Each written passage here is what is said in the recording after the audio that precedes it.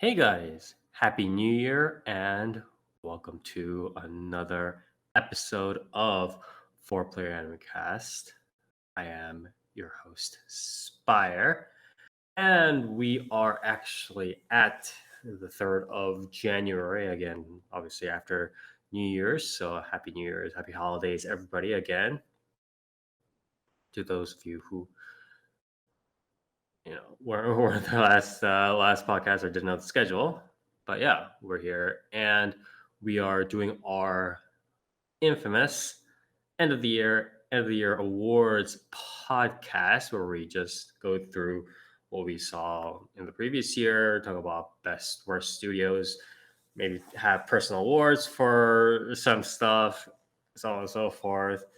Best visuals, best soundtracks, the whole 9 yards. So yeah, we're just gonna go through that. But obviously, I can't do that by myself. I also have my compatriots here, Dark, Hey, how you doing? Near, Hi. and Toast. Wow, I can't believe it's been a whole year since I Mm. was last on the podcast. How have things been for all of you? Thank you, Toast. The classic can't Also, have Toast not. Yes. also I was lied to. I told this would be a decade award because it's 2020.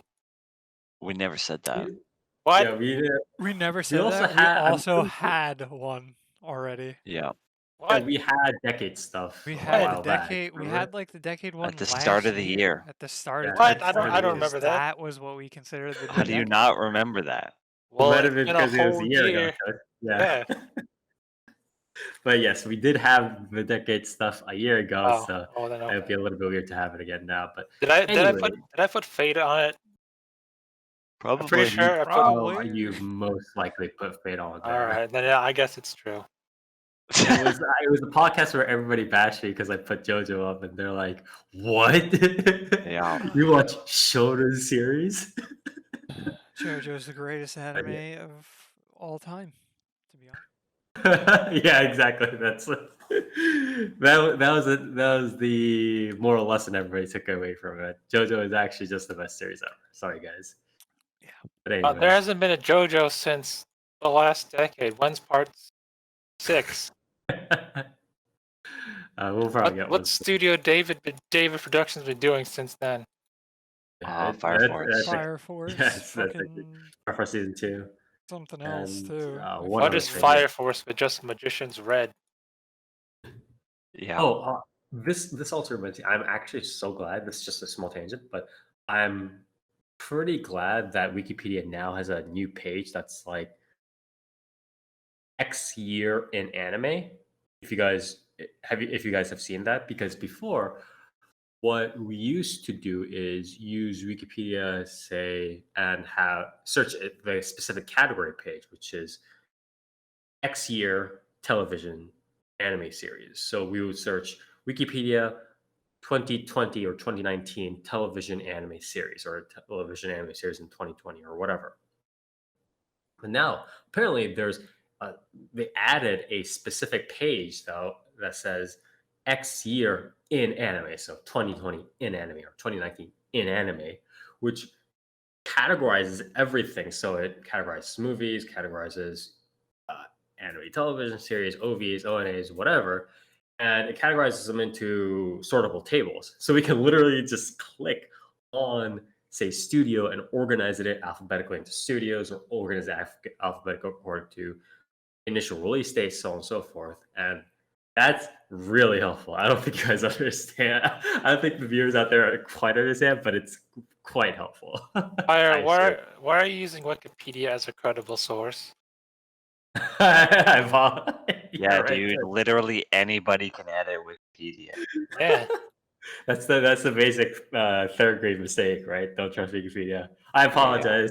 I'll be a better moral example to the elementary school people out there next time. Anyways, so we are just going to go through the awards real quick. I mean, again, and it's just going to be the awards, right? And We're not gonna do a review of the year, or did we do that already? It's been a whole year. I don't remember. We usually do that at the end. Okay. We'll do the review of the year at the end. But yeah, that's pretty much just gonna be all full raw dog, 100% awards action. And for those of you who are familiar with this, again, we're gonna be going through pretty standard stuff, I would say. Stuff like best character, best opening or ending, best soundtrack, best visuals, best studio or studio, stuff like that. We go a little bit more specific because, again, podcast, right? We know these things, so we'll go into a little bit more details on that, give reasons, and then move on. Anyways, let's begin. So, and obviously we do want to mention a little bit about maybe if we have like a weird metric for measuring something for an award, right? So we do want to explain that. So, first on the list, best character. So this can be main character, this can be supporting character, but usually main characters do tend to get a little bit more development. So this is a little bit more biased towards main characters, right? And my award for best character goes to Kakushigoto from the titular Kakushigoto. And so when I looked back at the series that we watched, obviously there were a bunch of big names, right?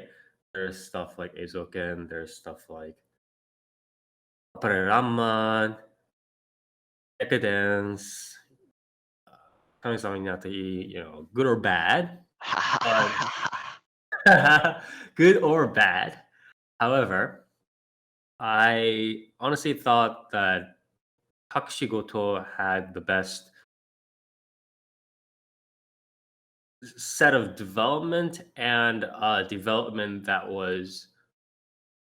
made a point and made a point that I found valuable, right? Obviously, I am always a sucker for, and everybody's, I think to some extent, is a little bit of a sucker for the relatively cheesy archetype that he represents, which is the whole secretly working in the background, secretly just being not aloof necessarily, but not being the person you expect them to be, right? And they're being sort of tsundere or blunt, or they're hiding stuff, and they're doing these negative actions for a reason because they're sacrificing themselves for a family member, for somebody else, right? They're sacrificing themselves so they can better somebody else's future. And is a cheesy archetype, but it does work in this case because he's doing it for his daughter. And the sort of slower pacing that Kakushigoto sets up, Kakushigoto, the anime, right, sets up, and the combination of Kakushigoto, the character, both having a comedic role in the series, so being able to indulge in the sort of back and forth humorous dialogue, as well as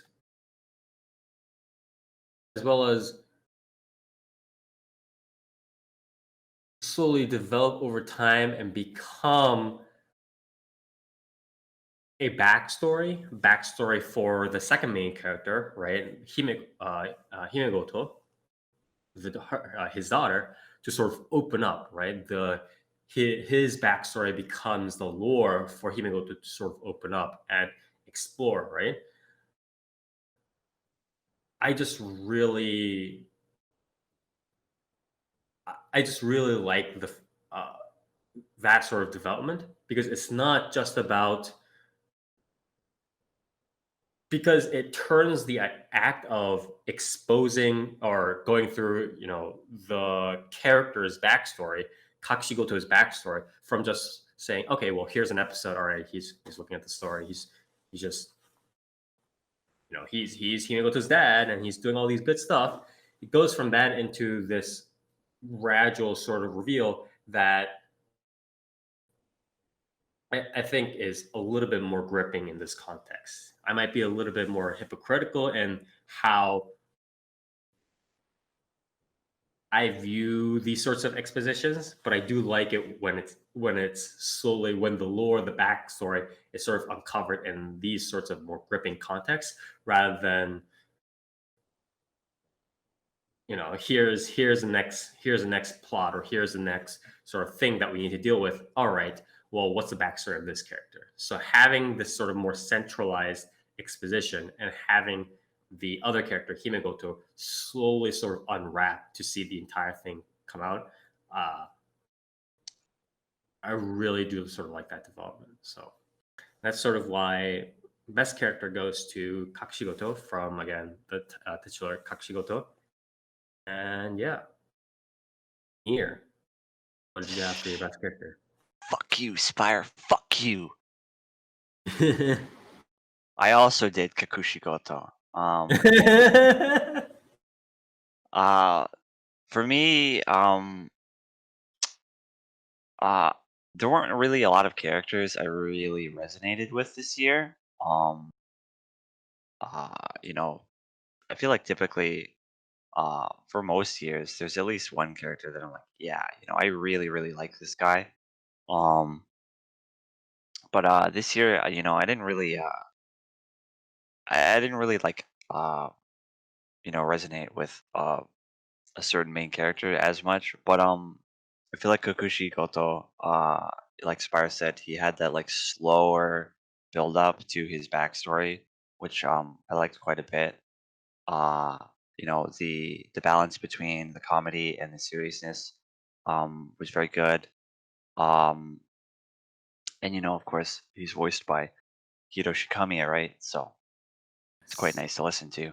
For some reason, Hiroshi Kamiya also strikes the balance. I mean, obviously, he's essentially doing very similar stuff in Bakemonogatari in his roles in Sayonara Zetsubo Sensei as a teacher, so on and so forth. But he strikes the balance between switching back from just dry comedy to serious drama very well. Yep. Yeah, I liked him a lot. So yeah, that's why I'm giving the award to him. But yeah, fuck you, Spire. Okay. Host, what about you? All right. Before we go on, how much Hololive am I allowed to put on my award list? None. None. Are you sure? You can have 3 in the personal section. The personal award section is. I was gonna put Hololive English. I mean, or whatever, but The best overall cast. Best overall cast. God. Best overall visuals. Oh baby. Hey man, Suisei's L2D is pretty good when she dances. And then you get us banned. Oh Don't my like God. that anymore. All right, so the best character. I had a Hail Mary for this, but I thought it would be unfair. Hail Mary? Oh, Okay. you don't know how many Hail Marys I have on this list, Spire. And they're all what are you fate risking? related. Okay. I was gonna Risking it all, dude. I was gonna say, you know that dude Emi Ashiro, he's pretty cool. It's pretty cool. Pretty cool. Okay. He was my Hail Mary. 'Cause, So your best character for the year. Heaven's Feel was pretty good. Unfortunately, Toast, we can't have Shiro every year. So so All right. So what about Muramasa? Anyway, mine was I had a toss up between 2, but I think I'll have to go with Peter Grill. Okay. He's a cool dude. From Peter Grill and the Philosopher's Time, right? Yeah, he's funny. He gets himself into wacky situations. That's also funny. He can't resist the temptations, and I applaud him for that. Just like me. Ew, no. What's wrong with you, Spire? Get a hold of yourself. Called following Sorry. your heart. He's voiced by. He's even better because he's voiced by a Shimono Hiro, and that guy's pretty Mhm. funny. Yep. Yeah, he was just an overall funny dude. Okay. A very likable main protagonist. Because you know he's a scumbag, but he's not that much of a scumbag. But He has enough scumbag. It's just enough. he's not a jerk, is what I'm saying. He's a funny Okay. scumbag to watch. Don't imitate him, but watch from Okay. afar. Alright. Yeah. Then yeah, it helps that that his supporting cast is pretty funny too. It's simple, but quite effective. Yeah. Okay. And pretty much he's fun. He's a funny guy. He's a funnier character than we've ever had before.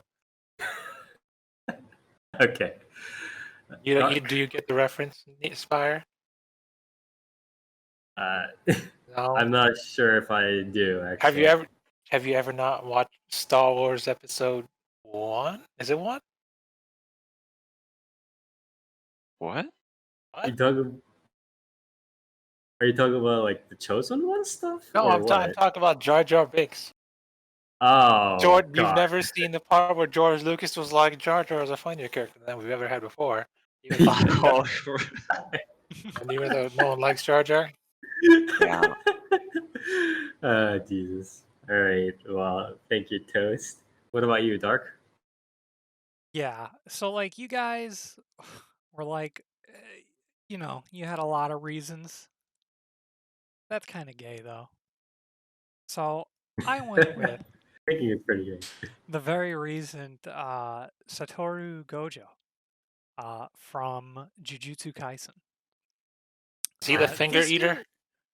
No. I find the, I mean, the protagonist in that show is just like kind of whatever. I mean, he's pretty generic. But no, Gojo is the white-haired guy in that show. Probably had this pulled up, but yeah, so not the main character. He's voiced by Nakamura Yuichi, which is always, great. It's not a But I bad picked thing. him. Yeah, like, It's gosh, kind of like, cool, what I are the guess. roles? Whatever. What are the roles? Like, you might know him Might know him. from Boku no Hero Academia. The no, he actually doesn't play like anyone other than like a fucking side character in that. Anyway, You I mean picked you mean Gojo primarily because Tomoya from Clannad After Story? Yeah. Also, Graham Aker from Gundam. yeah, we're gonna pull like one of those things like like Gojo. He's voiced by Also known as Student B from. yeah, he's voiced by fucking loser from Dimension W. Like, isn't that exciting? Hasn't Nakamura Yuichi voiced one of those series where everybody's just a cat or everybody's just a dog or whatever? And it's just, Probably. Yeah. Probably multiple of them at this point. Like, anyways. but yeah, so I chose Gojo just because it's like I didn't watch a ton this year, which is going to be a running theme. But also primarily because most of what I watched, I felt that the cast kind of the cast of most of the series that I watched were like way more central, and not a particular character really stood out amongst that. And not really in a bad way. It was just more that the cast itself was far stronger together than like a single character. But I feel like Gojo in this sense has kind of been extremely strong for a couple reasons in Jujutsu Kaisen. It's unfortunate that he like kind of hasn't really been doing much in recent episodes, but particularly in the beginning and in sort of like the extended shorts after kind of really add a lot to him. Because he's introduced and he seemed to be more like the mysterious, like not super eccentric, like teacher character, but as the series has gone on, he's kind of like not really developed in, but they've given him more like character in the sense that he's way more eccentric, like, and while a like teacher figure also has the dynamic of being sort of like the new blood still, like he's not a sage essentially, like he's I don't know how old this character is supposed to be, but I want to say he's almost the same age as the other characters in the show. Um, Even though he's just, a higher class and everything. But that has been pretty cool to see. The amount of gags they give him is pretty awesome. But yeah, Yeah. He's I just also think, hot as yeah, fuck when he's he takes also off his blindfold. yeah. Have you seen the shot of him with his fucking hair down and in sunglasses instead of a blindfold? Yeah. Yeah, pretty good. Oh, jeez. Okay. Thank you, Dark. And that was best character. Now we'll go over to best overall cast. So again, this is just the overall sort of, as title suggests, the overall cast as opposed to one single character. And I feel like this is also going to be a running theme where Nier either agrees with me or whacks me over the head or whatever. we're gonna have some tit for tat kind of here over these awards. But I took a decent amount of time to decide this, and what I landed on was Sing Yesterday from Yesterday Utate, and honorable mentions go to Eizouken and Majo no Tabi Tabi, or The Journey of Elena. So the bigger, I think, question for people who aren't as familiar with Majo no Tabi Tabi is why, for instance, Yesterday over Eizouken, because Eizouken infamously, or famously rather, has a lot of strong characters, right? The overall cast has good synergy and they go through a plot with aplomb and a lot of bombast and just solving the problems that they need to solve, right? And they all sort of have each of their moments. So why did I pick Yesterday Utate? So the reason why I picked Sing Yesterday for me was that I felt that Yesterday had more individual development and sort of introspection, retrospection, and self-organic growth for each of the characters as opposed to Eizouken. So Eizouken has these characters, but a small gripe of sorts that I had was that they are always in the scene together. 90% of the time, they're all in one room, or they're all in one scene, or they're all doing something together, right? Or if they're kind of split apart, it's always in a fast reel, right? Where they're just running around the school trying to solve some problem, right? And they're always, always, always together, which isn't necessarily a terrible thing, but I feel as if that just only shows them as back and forth sort of how do I say this? Sort of acoustic pads, sort of bouncing back and forth at each other, sort of all it's showing is their interactions with each other and just bouncing back and forth, and not enough of, oh, how am I going to react to the world around me? What do I want to do, and how do I want to go forward with this? And it's more just the group dynamics working with each other, as opposed to I am the individual coming into this group, and because I'm in this individual, I react this way. Even in this is a kind of a weird example, I think, to pull, but for instance, with stuff like Yuru Yuri, right? Which sounds weird because Yuru Yuri is just a wacky comedy and it's just four girls in a room and they're all hyper back and they're just all bouncing around each other, right? But even something like Yuru Yuri has episodes where they split the girls into two or even just themselves and they're in their own room, or they're going on a date with just the two girls, right? And they're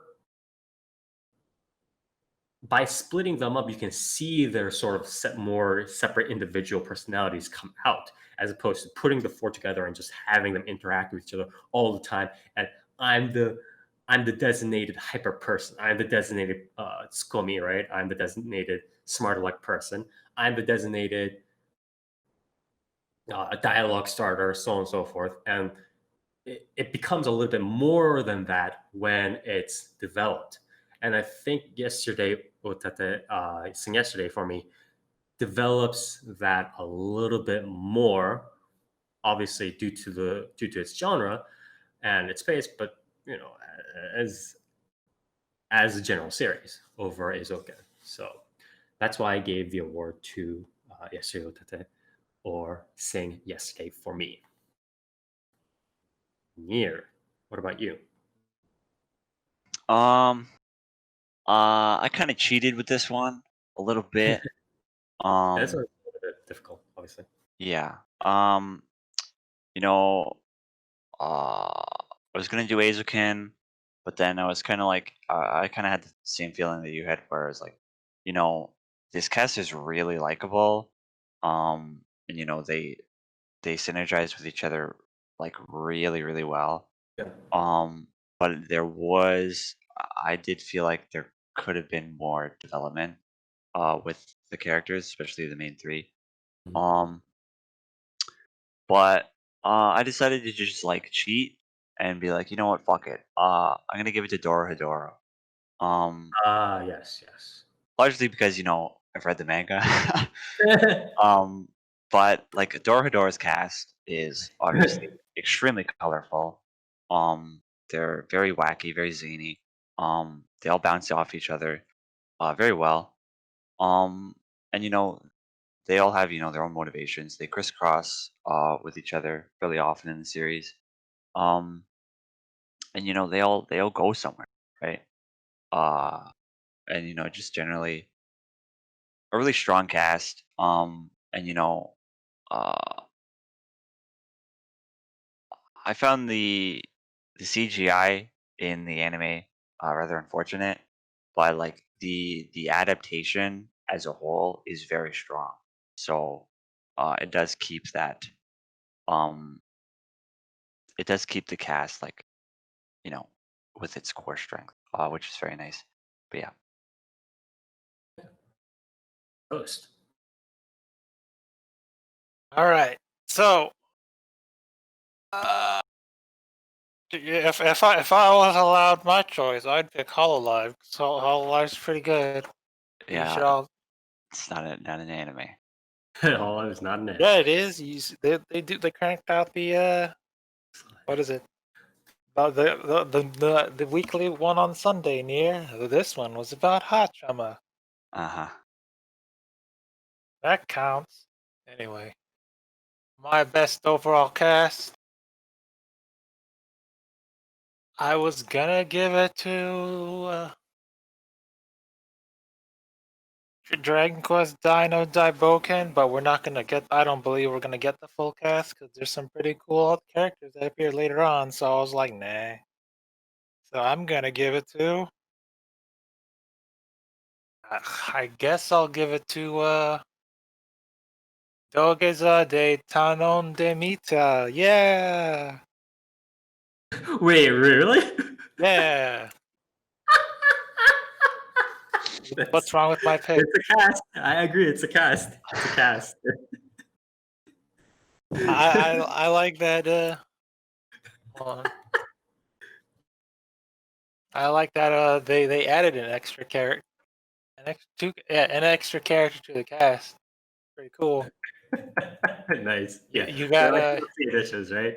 you got two main characters. You have Doge-kun, which is voiced by Sugita, Mhm. and you have the other Doge-kun, who's like the angel and the devil. You also have a Kazuma Horie Kazuma as the other dude. And you're like, hey, no, you shouldn't do this. But then Sugita's like, but I want to see it though. And they're like, damn, okay. Right. And Geez. I guess the reason why I picked because you like girls.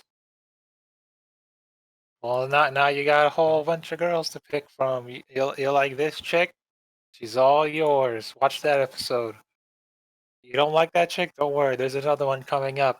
Some of them are voiced by Ogura Yui and some other chicks. But I only remember Ogura Yui. Yeah, there's a lot of interesting cast picks or voice actor picks there. So That was pretty good. I'm pretty good. Definitely worth my vote. all right, thank you, Toast. Dark. Yeah, so like everyone else, I was gonna go with Azaken, and then I was like, you know what? I'm gonna cheat instead. So I went with Golden Kamuy Season 3. Based. Nice. Because you know, I mean, it counts because it's a different cast. You know, kind of. I mean, it's a, no, it's a it's a good. different Like setup if you are going this to time. cheat, it's a good way of cheating. Yeah. It's a different setup of I'll people. allow it. So this season was the split up of what is it? Ashirpa is with holy fuck, why can't I think of his name? Kiruranke, and Shiraishi. And then Sugimoto is with Tsurumi, the general with like the steel plate on his head. And then he essentially gets sent off with Tsukushima, the dude with no nose, and Koito Otonoshin, which is the dark skinned guy, and then Genjiro Tanagaki. Oh yeah, and Shipper's also with Ogata. But in general, like I thought the setup for season 3 was really good. I thought the characters really played off of each other really well. I wasn't sure. Like Golden Kamuy essentially continues to manage to make like every character likable in some way or another. Oh yeah, and that's also not even mentioning the like fourth faction, which is Toshizo Hijikata, the old samurai guy, and his gang. And again, they continue to do things like have some pretty interesting, like, I don't want to say like villain, like, I guess villains, you know, like the monster of the week, almost like criminal. They continue to do that while having this like mix-up cast still play off of each other really well. So, gonna have to give it to that. Okay. Pretty good. Again, if this is the good type of cheating, kids. don't Honorable don't do mention whatever you to guys are thinking of. Railgun T, but I'm not gonna cheat that Yikes. hard. Not gonna cheat that much. That's a little bit too on the nose there. That's essentially like that's a little bit too on the nose there. Anyways, the next two awards that we're gonna do are actually sort of optional. I want to say for some people, for those in the podcast. So before it used to be mandatory, I believe, around I want to say near you think Yeah, Spire used to 4 force us or at 5 years ago. gunpoint to Yeah, nominate exactly. somebody for this award. 4 or 5 years ago, it used to be mandatory, and then I believe around 3 years ago, Near and Toast, and sorry, just being You like, kept all right, track of well, this? we ran up. It's not that I keep track of this; it's that it's in my. I don't remember this. How do you remember this? Because we've been doing this for a very long time, but so. About like 3 years ago, I want to say Near, we were just like, okay, well, I can't really think of proper voice actors, right? Yeah, after the great Kanahanazawa incident. That was way longer ago. Fuck you. But we couldn't really think of proper voice actresses in the past years to pick. So this became an optional award, mainly done by Dark and I, because we're the main sort of voice actor otakus nerds around here. So we're just going to go through and do best voice actor for the year and best newcomer voice actor for the year. So best voice actor for me goes to Tsuda Kenjiro, and this category was extremely hard for me to pick this year for some reason, and this is part of a trend that I kind of want to go slightly deeper into later down the line in my personal awards section. But it was because when I went through all of the voice actors and actresses that did all these big roles, it was like they were getting pigeonholed into the roles, and they weren't sort of diversifying their tones and timbres and the roles properly. So what I meant by that is, for instance, even I want to say 5-7 years ago, right? We would have people like Kayanai or Hitamureri or Toyosaki Aki, right? They would all just do different roles, and they would vary their tones quite a lot, right? Or even one of some of the more modern voice actresses, right? Sakura Aine, they would vary their tones quite a lot. So if it's a Shota voice, they'll be super lightened up. They would do that sort of like breathy male voice, the male falsetto that female voice actresses or that voice actresses do, right? But in the lighter register, and then Toyosaki Aki, infamously from Medaka Box and for Medaka, really tried to kind of use a chest sort of voice and have this like very manly, boyish, tomboyish, right, voice here, and all these sorts of different roles, right, and different timbres that they'll use. But these days, I feel as if all the voice actors are sort of again getting pigeonholed. So a good example would be Kugimi Rie. So Kugimi Rie does very sort of small lolly voice characters, right? She didn't do a lot of that many roles this year, but that's sort of what her voice gets pigeonholed into doing, because that's where her voice register is. And this year it was the same for pretty much all of the different voice actors and actresses. So I tried to Kanazawa Hana, excuse me, Hanazawa, Hanazawa got chucked into all these voices where the writers were like, "Oh, that's my fetish. That's my voice fetish, or that's the role that I think I would like to hear her voice in." Or Takatatsuyana would get chucked into this voice. I would like to hear a voice there. Or Ogura Yue would get chucked into there without really changing what they have to do voice wise. Yeah, Sesian said Fujiwara Keiji because it's the last year you can get it, and again, I would like to pay tributes to him for unfortunately passing away this year. But yeah, it was a lot of similar stuff. So I did give it ultimately, unfortunately, not to Fujiwara Keiji, but Tsuda Kenjiro. And Tsuda Kenjiro, if you guys don't know, is sort of the how do I want to say this? It's like the He's Kaiba. classic. Yeah, Spire, Kaiba. you can't even say his most prolific role. How dare you? No, but the problem is in an English, it's harder to say. He's Kaiba Mao Sama from Mao Sama Retry. What's wrong with you?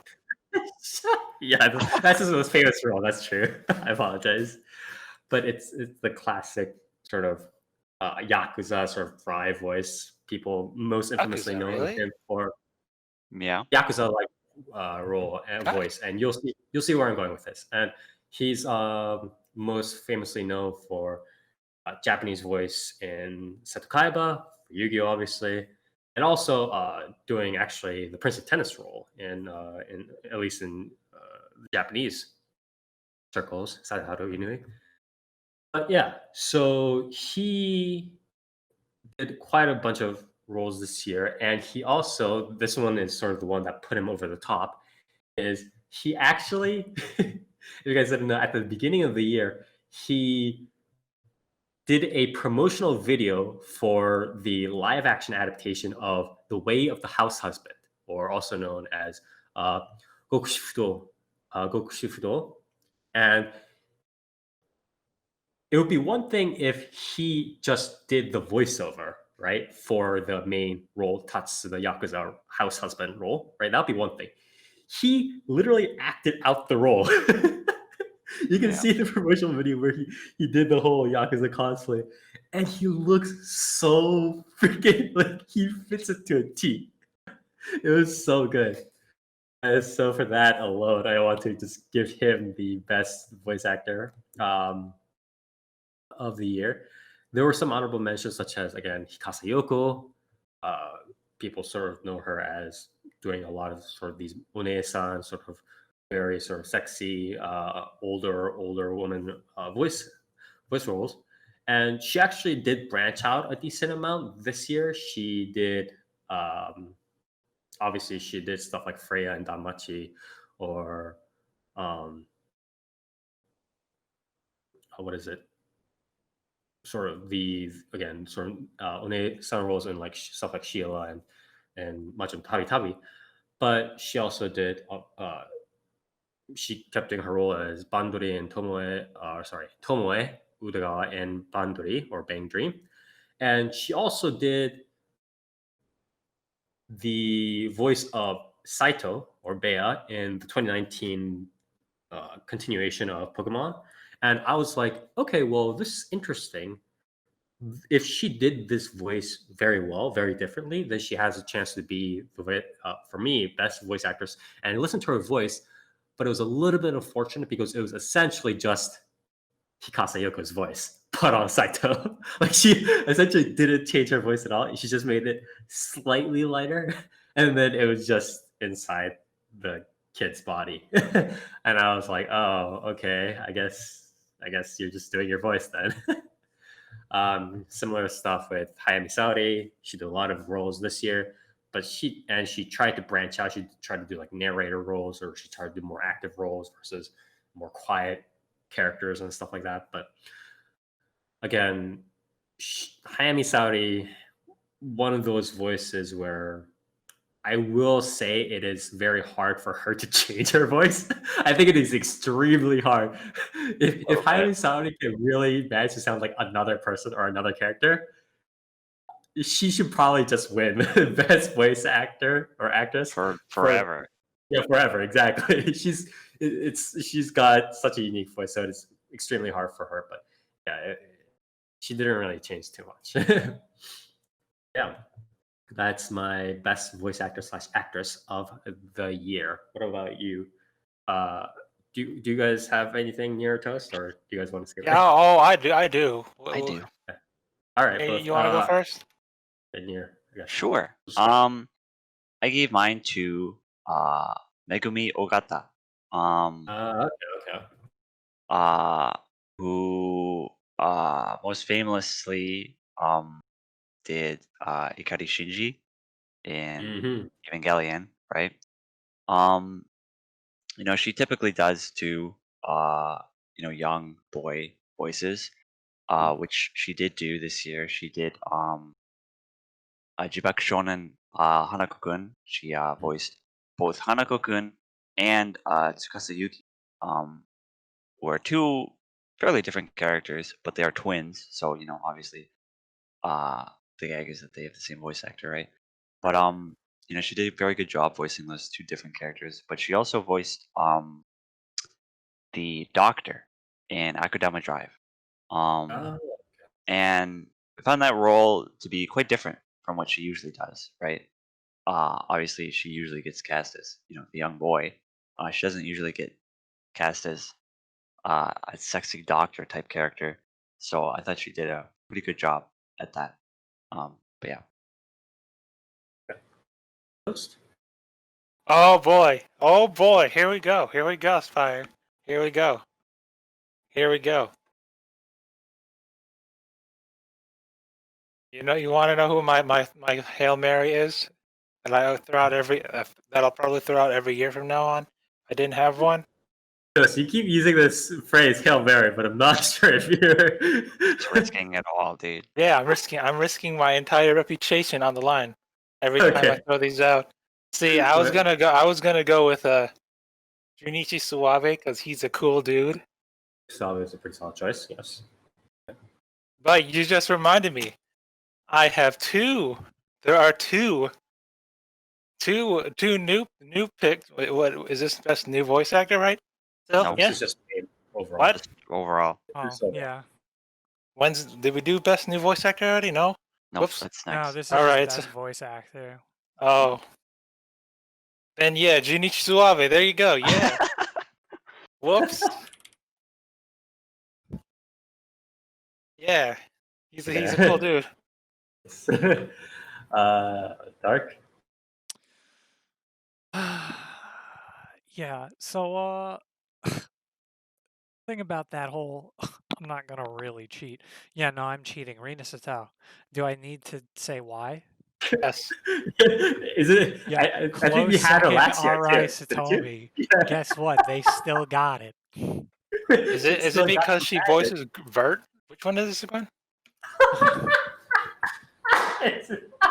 Yeah. Yeah, That's Dark's fine. a huge Yeah, Neptunia fan. Yeah. Yeah, Dark's a huge Neptunia Fucking- fan. oh man, I love Neptunia. Let me tell you. Yeah, what I can I say? You know, Yeah. Rina Satao always great in every single role she's ever done and ever will do. And also Satomi Arai. Satomi Arai, Fucking God. She's still got it. yeah. Okay. So, thank you, Dark. Moving on, just again, real quick, doing best newcomer voice actor. And I just had one voice actress was pretty standout for me in this regard. And again, the metric I try to use for best newcomer is mainly roles pretty much limited to this year. So if she had roles, or if she or he had roles that were in 2019 or 2018 or stuff like that, just kind of ranging up, then obviously kind of falls off, right? Because she's no longer a newcomer. So for me, it was Sugiyama Riho. So she mainly pretty much had all of her sort of major roles have been pretty much this year.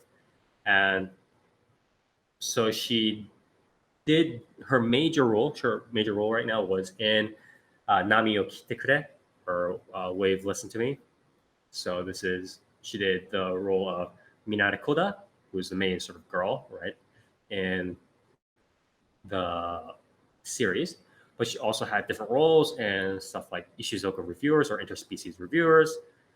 She did, I believe, some other stuff a little bit beforehand, but then she kind of broke out and did. She also did slime touched the 300年知らないうちにレベル max になってました。So this is, I believe, leveling up by killing slimes for 300 years, I believe is the title. So she also did that. So she got a bunch of major roles this year. She obviously was working in the background a little bit in the back. But I think, honestly, in terms of like breakout, she's pretty much got the most solid pick. Anybody else? Does anybody else have a newcomer voice actor? I do. Okay, yeah. I picked Sayuri Ito, who voiced Asakuse Midori in Keep Your Hands Off Eizouken. It's the only role she did, or at least that she's It's a credited pretty. for. But she's pretty good. I mean, you can't like.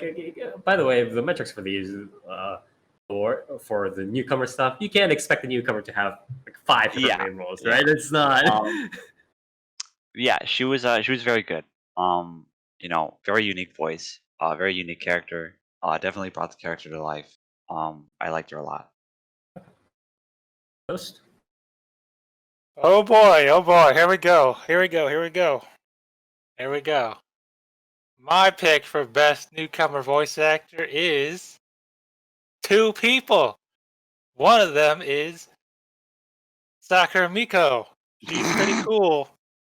She Is this for her counts. like voice actor Yeah, she roles or counts. whatever? Sakura Colored Dreamer. I haven't heard it yet, but I heard she's gonna be Wait, pretty. you haven't heard it yet? I heard it's pretty good, Wait a so I'm minute. gonna Yeah, I'm gonna vote her. know. That's how confident. Wait a minute. I think there's I just something wrong know. here. Yeah, I just know. She also sang the opening for that one Eroge with Azuki. I'll also give her props for that. I don't remember which one, but yeah. I'm already putting my face in my hands right now. Okay, Hell what's the yeah. other one? My other one is Natsuhiro Matsuri because she voiced a character in Brave 9. I don't play Brave 9, but I like Matsuri, so definitely Okay. good props for her. Yeah. All Yeah. right. Thank you, Toast. Dark? I also had gone with Sayori Ito. I thought she was Okay. really good, and I hope to hear more of her. All right. Good stuff. Good stuff. Moving on, and this is where it gets slightly. We're heading into the audiovisual section. Always a delight to discuss. We're going to discuss the wonderful Sakugas. The Sakugas. Yes. Yes. And we're going to start off with best opening / ending. We actually used to have a little bit of history, but we used to have separate opening and ending, I believe. I forget if we ever had a best insert song. That might have been just like a personal award thing. But we had it both separate opening and ending. And then we kind of realized that 99% of endings are just quiet lullabies. So we stopped having the openings ending stuff and we just combined it into one category. So best opening / ending. And for people that know me, I'm relatively picky about this sort of stuff. But I kind of cheaped out, I want to say, and chose the mainstream option. Although I do want to say I don't know, it's hard to justify trying to pick other stuff for me, at least in my opinion. And it is Daddy Daddy Do by Masayuki Suzuki. And this is the opening for Kaguya-sama Love is War or Kaguya-sama wa Kokurasetai Season 2. Yikes, this guy is gonna give us Chica Dance. Fuck. Yeah. You skipped out on the Chica dance. What's wrong with you? It's an easy Toast. I think so many of the openings that I saw this year, and I'm not sure whether it was due to the influx of just the isekai / power feudal fantasy series coming in, or that mixing with all the male and female idol stuff, but a lot of them was very just kind of just set something at 120 to 144 beats per minute. Just have something on a track, have a music production company make something and just blast it off into the sunset. It was very, I want to say, pretty generic, build-up wise, just the anime song stuff, or it kind of reverted back to J-rock, acoustic guitar stuff, and it was not as impressive to me. The only thing that really stood out was, again, Daddy Daddy Do, just going the full, almost, I want to say, very early 2000s, 90s sort of blast full voice, ballad-ish kind of strong voice, just love.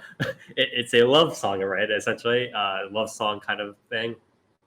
And it was just so much more refreshing than pretty much anything else on the market for the year. So that's pretty much why I chose it. Nier, what about you? Wow. you know me. Uh-huh. OPs are pretty important to me. For me, I feel like the OP uh is sort of an opportunity for a director to kind of flex their muscles, right? And it's Do like a book something. cover. It's Yeah, essentially the book cover for the anime. yeah. It's It sets it's the tone for the anime. It sort of sets up what the viewer is like supposed to expect from the show, right? There's a lot of stuff you can do with an opening. And so this award, I usually think pretty long and hard about this one. Um, but unfortunately, I didn't like very many openings this year. Um, I felt like a lot of them were really boring, really generic. I have the same feeling. I put a little bit more importance on the visuals than the song, which I think I differ from Spire there. Um, but yeah, I didn't really like that many openings. Obviously Azukin's opening was very unique. It was very catchy. Um, but I feel like it didn't really do as much as it could have. Um, so this year I'm actually giving my award to an ED, um, which is pretty rare for me. But I'm giving mine to Brand New Animals ED, um, which, if you remember, is probably the most stylish thing we've seen, like I guess in an anime series, pretty much all year. Obviously the tune is catchy as hell. Um, but yeah, I think this is the only award I'm giving to this series. But if Trigger can do anything, it's style, right? And this And ED, crowdfunding. yeah, and that. Um, but yeah, this ED is definitely like it's one of the most unique things of the year. Mhm. It's very visually striking, and uh, I fucking love the song. Like it's an absolute earworm. Yeah. Yeah. Okay. Toast. So, as usual, I have a separate one for ED and opening, and I have one since you guys ruled out the Chica dance. That rules out what. So I had a what is it? I had one Hail Mary, one Sunday Punch, and one Sunday Punch, and 3 honorable mentions for best openings. But I'll just start with best ED. I'm gonna give it to I'm gonna give it to Ahoy Hosho Pirates. Yeah, it counts. She closes her streams with it. It counts as an ED. Can you It's please give me proper anime over there and because oh my god. well, you ruled out my one pick, so I was like, fine. Here's Time ruled out Ahoy. your pick. Yeah, the year rolled out your pick. Yeah, I Yeah. believe the whole doing it in 2020 thing ruled out your pick. Yeah, and for openings, there were a lot of good openings this year. I especially liked what did I write down? Shin Sakura Tyson's opening, Geki Oh Teitoku. yeah. That was really good. I like that. I like that. There was a new opening that came out late in the year. This is really, really, really good. So that's my Hail Mary. Pretty Uh-huh. good. You know what it is. Yeah. Yeah, pretty good, Near. I'm listening to it right now. I too bad it's not until 2021. Wait, no, it counts. It was released this year. Yeah. Show the world, yeah. So that was my saving throw was say Mason. Yeah, Okay. aka the Tsukihime remake opening. Yeah, buddy. Really good. Yeah. No Eimer, but it's really good. Really, really good. But yeah. All right. And then I'll but take it. my actual pick is going to go to I Kiss 2 opening. What? I kissed. Yeah, I kissed 2's opening because it counts as an opening. What is this shit? What? Is You don't know what this is? No, I don't know what this is, dude. I don't keep up with every single thing on Hololive. What is this? Oh. What is this? Is this voice? Is this a visual novel? I kissed. Yeah. It's a visual novel. Yeah. It's not. It's listed as an OP. Toast, you understand what we're. I watch visual I novels kissed. too, Toast, but you don't see me listing these. So you're not saying that what is it? Asagi 1, 2, or 3? I don't remember. Sang by Brokugen Alice isn't a good opening. You liar. It's not. But yeah, Can you please listen? Well, I you already kissed. listened to it, I kissed but too, voiced by Sakura, Miko, Hosho Marine, and Azuki. All right. Well, thank you, Toast, for having your Hololive tangent for a while. But Dark.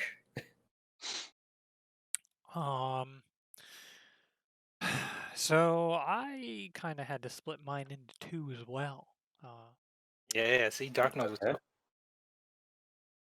Because yeah, I just couldn't really. Yeah, because okay. Okay. So for OP, I did Azaken. I didn't, like I said, I didn't watch a ton this year, but that was the most fun one I had seen. So I went with that.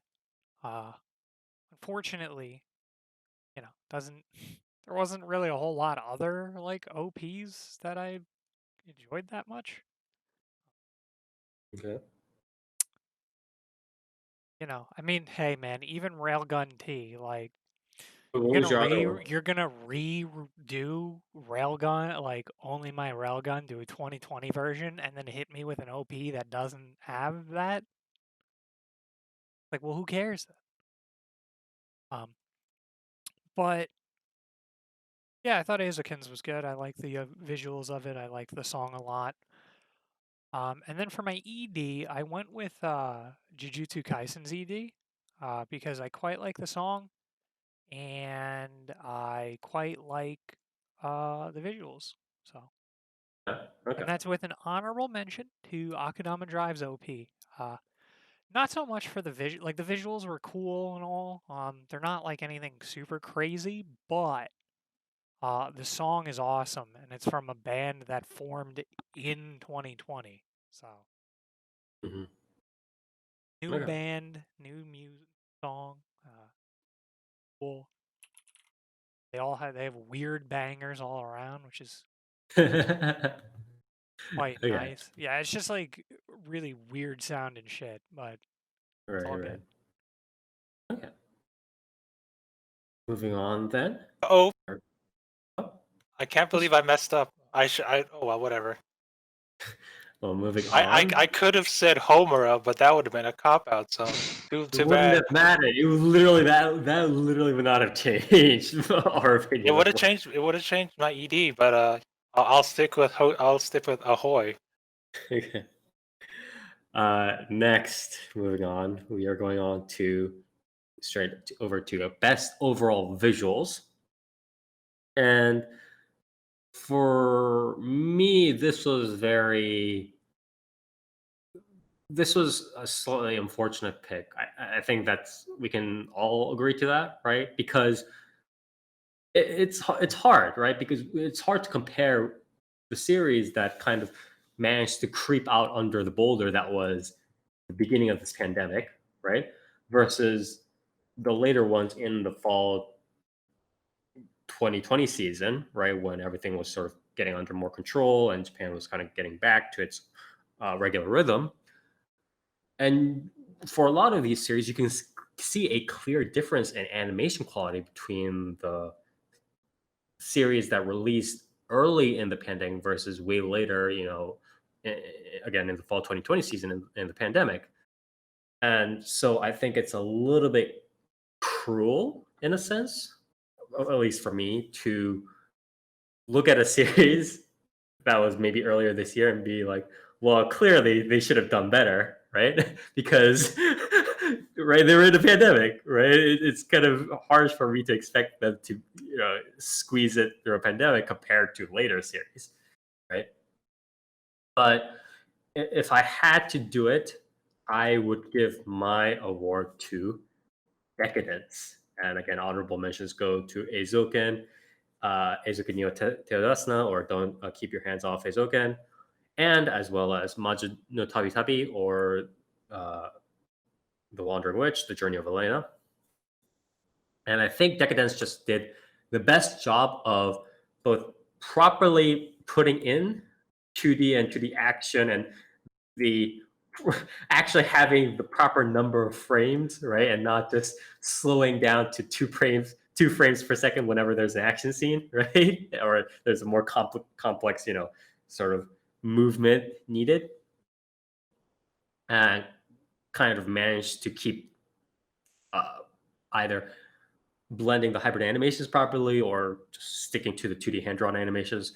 And then when the 3D animations were necessary, for instance, with the monsters, it was incorporated pretty well, and it wasn't just a CAD drawing of of a metallic monster cylinder kind of beast. It was an actual properly done 3D monster. So I was pleasantly surprised by what Decadence had to offer in terms of its visual quality. Again, I do like the visual. I want to say the style of Eizouken as well, quite a lot. But I felt like Decadence had a little bit more to prove in terms of what it had on its plate, and managed to do that, pull it off properly, and obviously also kind of add in the alternate world chibi style as well, right, in the mix. So I think it did that pretty well. So good balance all around, and I give the award to Decadence. Nier.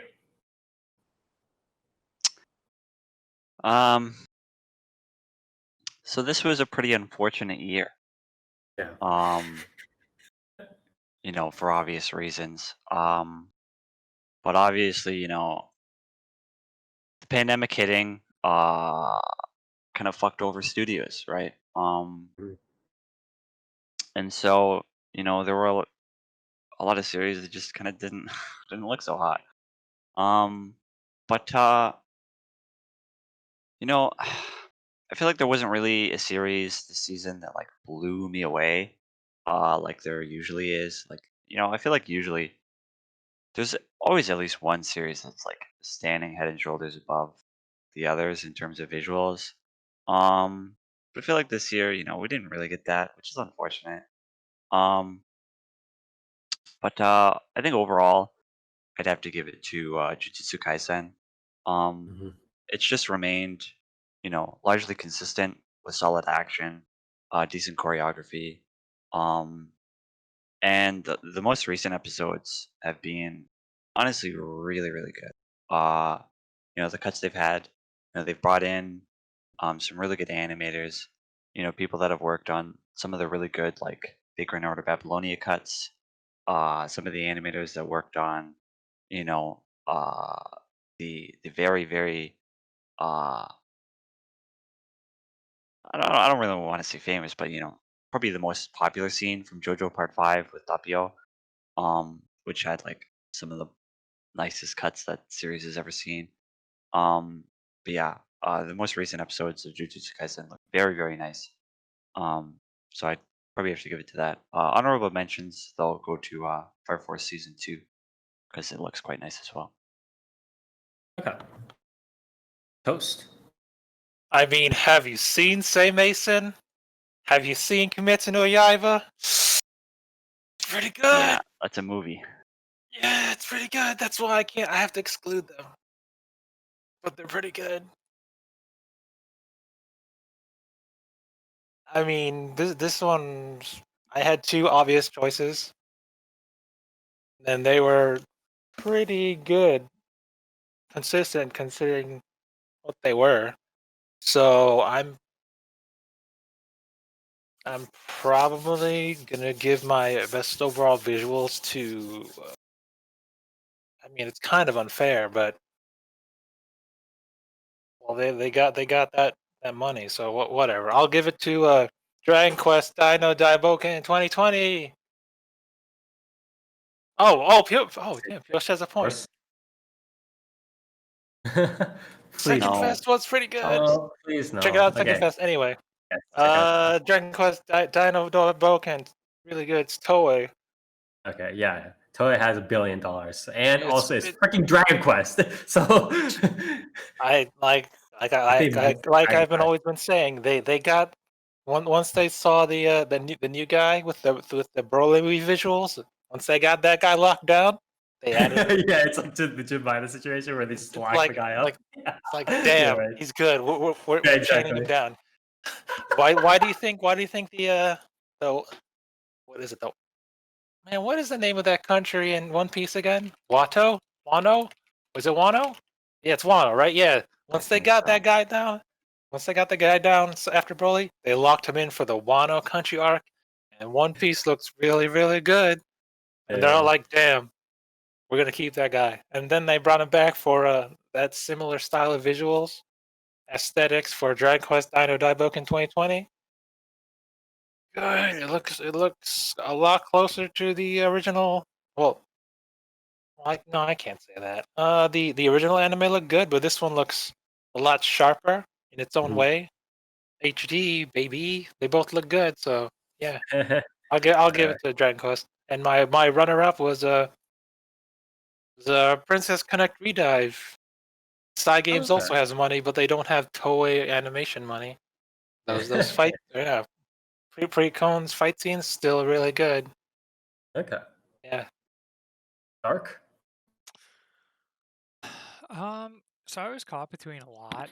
I thought there were quite a few good-looking shows this year. Golden Kamuy Season 3 kept it up like crazy, including having a very, very cool episode that transitioned different art style. Not going to spoil anything though. But I'd have to give it to Jujutsu Kaisen. They've just been doing so much with that show. Just from like the CG blending was done so well, and then like you were saying, the recent like episodes have had some crazy great cuts in it. Like the domain expansions Yeah. have looked awesome. The sort of like jumping back and forth between like the comedic like art styles as well has been really well done in the show. And yeah, and the what's it called? The like cursed spirits, like they've all been really cool. Gross. Yeah, not really, not a whole lot to say other than it's like when map is at like its best. Yeah, when map actually tries.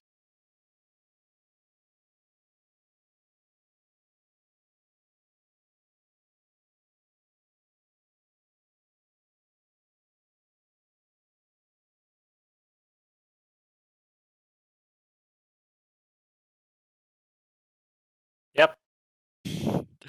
Yeah, that was a long silence. You all right, Spire? Oh, I thought that was me. No. I was just like, it was getting longer and longer, and I was like, this is getting worse the longer no one says anything. I thought I disconnected or something, so I wasn't saying. I no, Yeah, I was just waiting. There you go. Okay, I was just Spire's waiting. dead. No, Spire's not dead. Okay. However, So- while he figures out, okay, there you go. Okay. So yeah. Thank you, Dark. And now we'll just go over to one of our more favorite award sections. I think every year, right? At least for me, it's definitely one of my Oh. favorite sections. It is best and worst studios. So best studio, we're just gonna all go over that, and then we're all gonna run through worst studio. So best studio this year. Oh, by the way, again, this is part of where my tangent at the beginning of the podcast or beginning of this podcast came through, because before I would have to look through each individual sort of series in the category page on the Wikipedia page for X year television anime series, and then pick out different studios that I knew. For instance, A1 Pictures, Overworks, Production IG, Shaft, Satellite, so blah blah blah blah blah. All these studios, and I'll have to check them out individually. But now with this page, the X year in anime page, everything is so much easier, and I'm so happy. Actually, I don't think you guys know. It's like a little like personal pleasure for me because all these years of having to go slog through those Wikipedia pages, now I just can click on this table here. So that being said, I gave my best studio of the year award to Dogo Kobo, and part of my metric is obviously how many series you did, what kinds of series you did, and to be specific on the whole what kind of series that they did. Like if you're getting paid $1 billion to do a series, that's not, and it turns out decently, that's not a big accomplishment, I want to say, right? Like if you're getting paid $1 billion to do a series, you should probably do that series decently, right? So that's why when A1 Pictures does more Sword Art Online or they do Hypnosis Mike, I'm not that impressed because guess what? They're getting paid $1 billion. They're getting paid all the money to do this, right? They are getting paid all the freaking money to do this sort of stuff. Similar stuff with a bunch of other studios, right? When JC staff is going through Shokugeki no Soma or Danmachi, they're not going out on a limb, right? They're not doing a new series that they don't know whether what'll happen or not, right? When Mappa is doing My man, the tell final, that to One Punch Man season 2. yeah, exactly. When Mappa is doing the last season of Attack on Titan, they're not like, is this gonna work out? I'm not sure. They're getting paid a lot to do this, right? So it'll end up being decent. So Kobo this year, again, they started out a little bit shaky. They did Coin Asteroid, I believe, Asteroid in Love.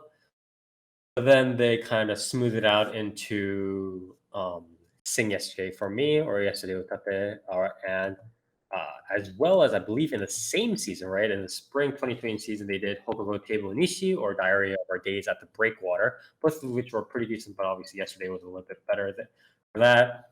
And then rounded out again with some two pretty decent series in both Ikebukuro Westgate Park, as well as sort of leaning on their specialty, which is they did a very sort of cute and small episodic series in Maojo de Oyasumi or Sleepy Princess in the Demon Castle. So I thought these were all pretty solid series, decently solid series by themselves, except for maybe Asteroid of Love that was a little bit shaky. And all of them were kind of new series. They weren't necessarily stuff that was super established and was going to just net them free money or had $1 billion from sponsors.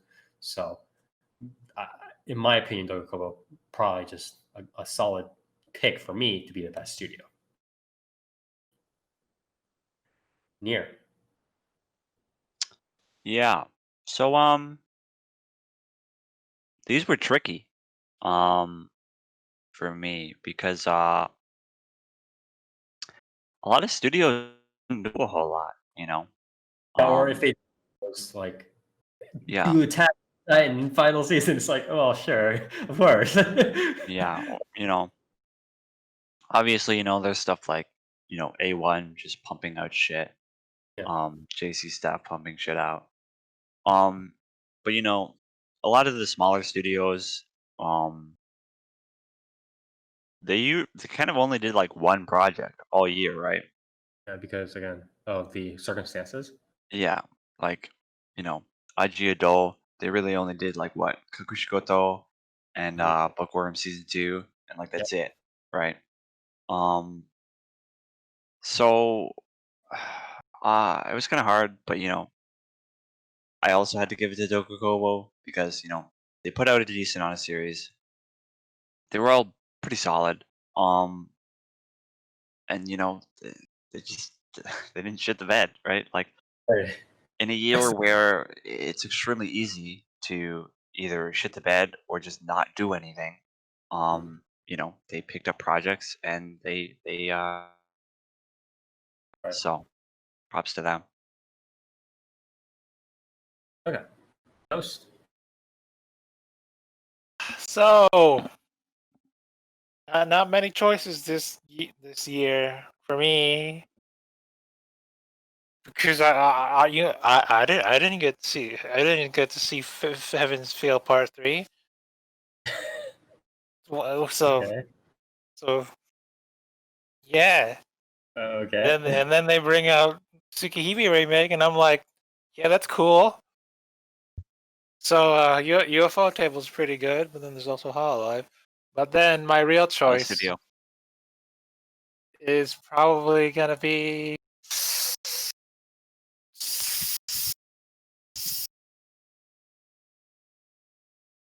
Game Production. Yeah, no, is it For pre-coded? Games Pictures? No, for the Shadowverse anime. Pretty good. They didn't do. Did they? The Um, Shadowverse anime. I don't think they did. What? They backed You lied to me? Shadowverse, obviously, but they actually. Yeah. I don't think they did. Oh, did they? I forget Okay, who good. did. Zex, right? Zex. Was it Studio Zex, Zex? or yeah, apparently Zex let me did Shadowverse anime. Yeah, Zex. Then where did they get Rolla from? What's up with that? Near. What do you mean? Well, where is Rolla not from the anime? Who's Rolla? The 2-star legendary Oh, Shadowverse? No? Where'd she come from? in no. She's a Machina card. She was from I think World Uprooted? World Uprooted, I think. Yeah, she's not from the anime. They made her up? Damn. Yeah, she's an original card. Fine, yeah. Then I guess I'll go with the Saw Game Pictures for Princess Connect. Okay, toast. All right, Dark. Best studio, please. Yeah, I also went with Dogakobo. Yeah. Yeah, I don't know. I just wanted someone with like consistency, right? Like, I don't think it's like. I mean, for best studio, it's like I don't think it's unfair to be like, these other studios like either didn't put out a whole lot or some of it didn't look very good. Again, a It's lot like, of bigger studios were also kind of pulling the shaft, the old shaft, where they just kind of rely on their cash cows, right? So yeah, and I mean, also it's like, yeah, it's a pandemic, but if I'm choosing best studio, Dogakobo like still killed it this year, like, yeah, so I'm still gonna choose them, like, you know. Yeah. But yeah, it was still like kind of tricky just because it's like, I was looking at Mappa and obviously it's like God of High School looked good. And like now Jujutsu Kaisen looks fantastic, but then they had quite a few stinkers this year, so I was like, all right, well, who didn't? Like who was kind of like the most solid? And even though Asteroid was like not I wasn't crazy over it, like visually that show looks great.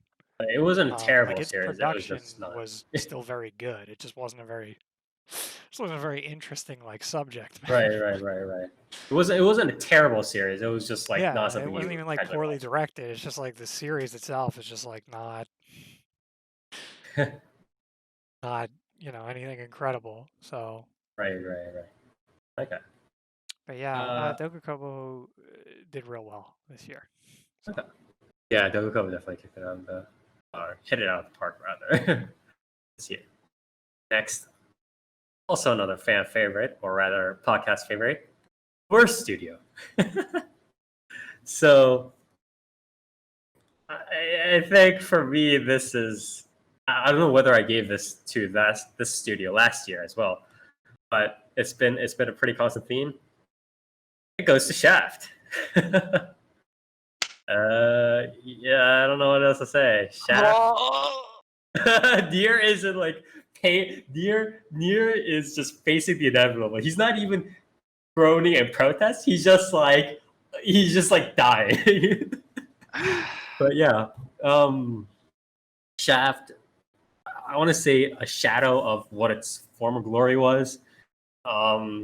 This year, what they did Magia Record, Magia Record, the anime adaptation.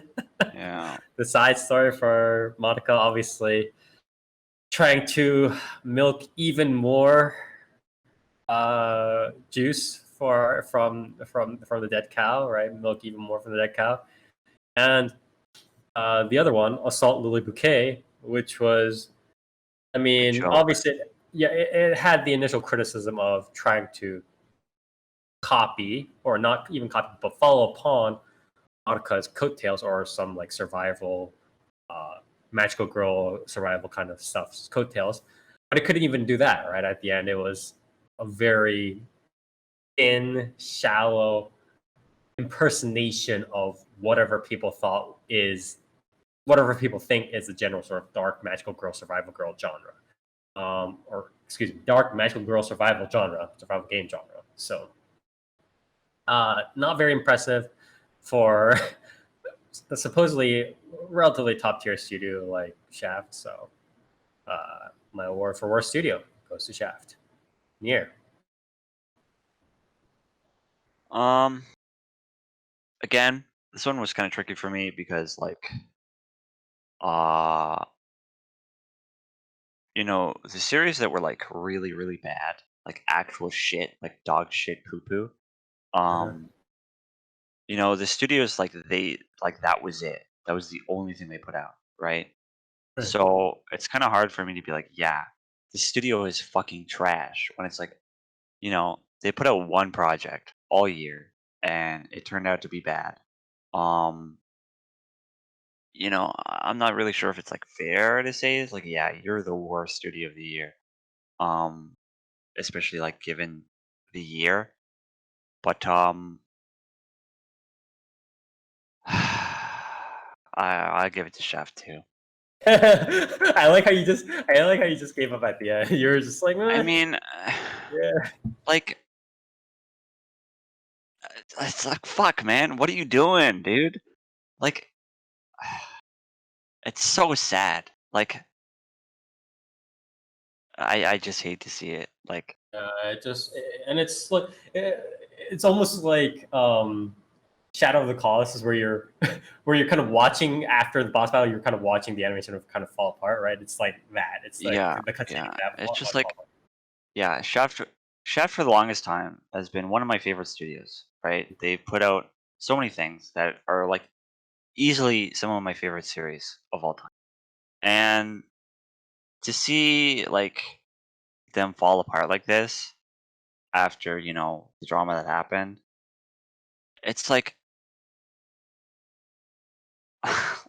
like, what happened, Yeah. Like, was it really that bad? Like, you know are the heads it's Shaft like that, like, just dumb that they don't realize that, like, you know you have this like huge breakup, and then like the first thing you do is try to make a fucking generic like magical girl series? Like, really? Like, it's just so, it sucks. I hate it. It sucks. Yeah. Very, very unfortunate. Host. Me, what? Hell, where's studio? Did I have one for this? I don't think I did. Uh,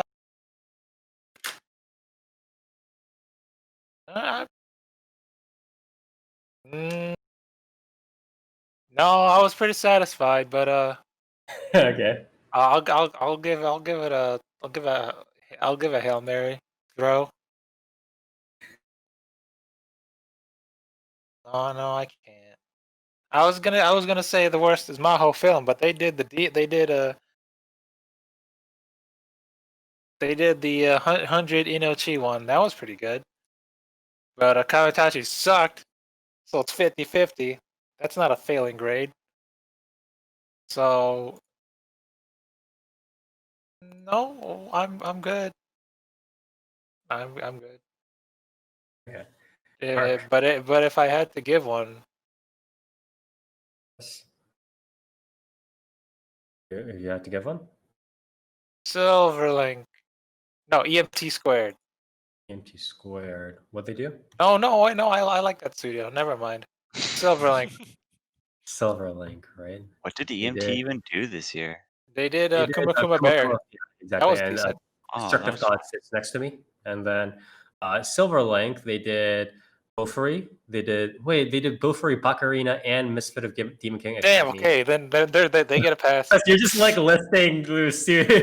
You're just like, I think I'll hate the studio. But yeah, it's fun if you don't have a studio or a worse studio. It's fine. Yeah. So good job, good job, everyone. Yes. Thumbs up. Dark. Worst studio, please. So this one was weird, and my answer is going to be weird and probably not Okay. jive with people. But I don't know. I had to say like Mappa, you know, because kind of the inverse of why I gave Dogakobo. Like Dogakobo, like it was consistent and like solid. Because of Like okay, obviously go on. Mappa was like fucking all over the place. Like especially with what they're Yes. doing now. There's just like Yeah. yeah, you know, we'll just like churn out some shit. It's like we got Attack on Titan lined up for the end of the year anyway, so like all right, guys. Like that's kind of fucked up, but sure. But yeah, so not really like in the sense that, you know, they were technically the worst, but yeah, I don't like the inconsistency. So Okay. Yeah, that's definitely reasonable. Okay. So moving on then. You're going over to sort of our overall series, picking sort of our general, kind of picks. So we're just getting down to the meat now.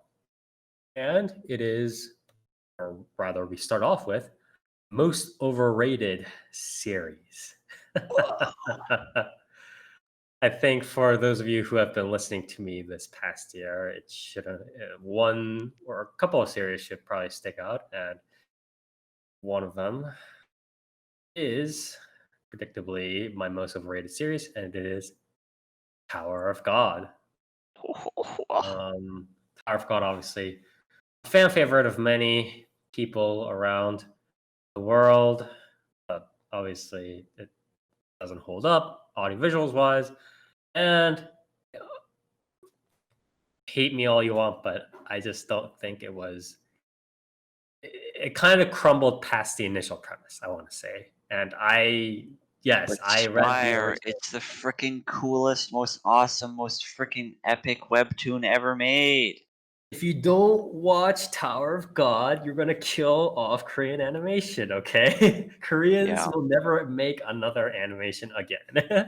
And Oh, yeah. Crunchyroll will die. and you know what? Yes. There's nothing wrong with that. It's okay.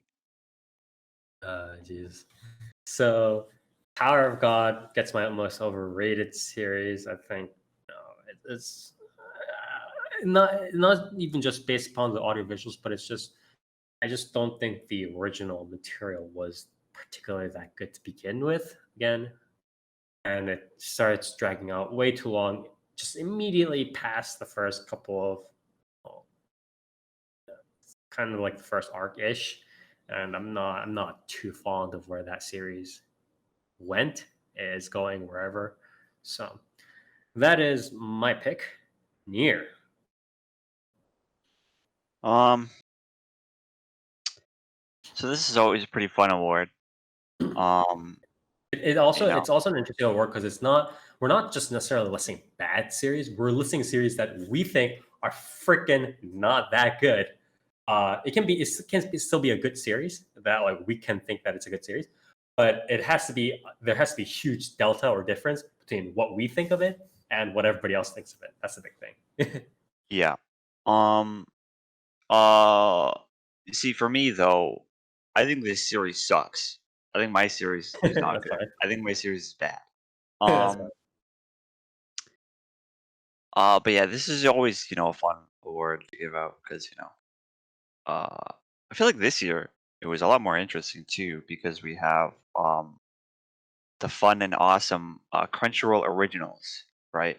Which is sort of series that are kind of like Not even they're kind of originals. like they're kind of like fabricated from the start to be popular, right? Yeah. Crunchyroll using their platform to be like, you know, this is going to be the most popular series of the season because we're Crunchyroll, right? So it's I feel like there's quite a decent amount of stuff to pick from. But surprisingly, my show is not a Crunchyroll original. I picked Ishizoku Reviewers. Wait, you're saying that it was popular?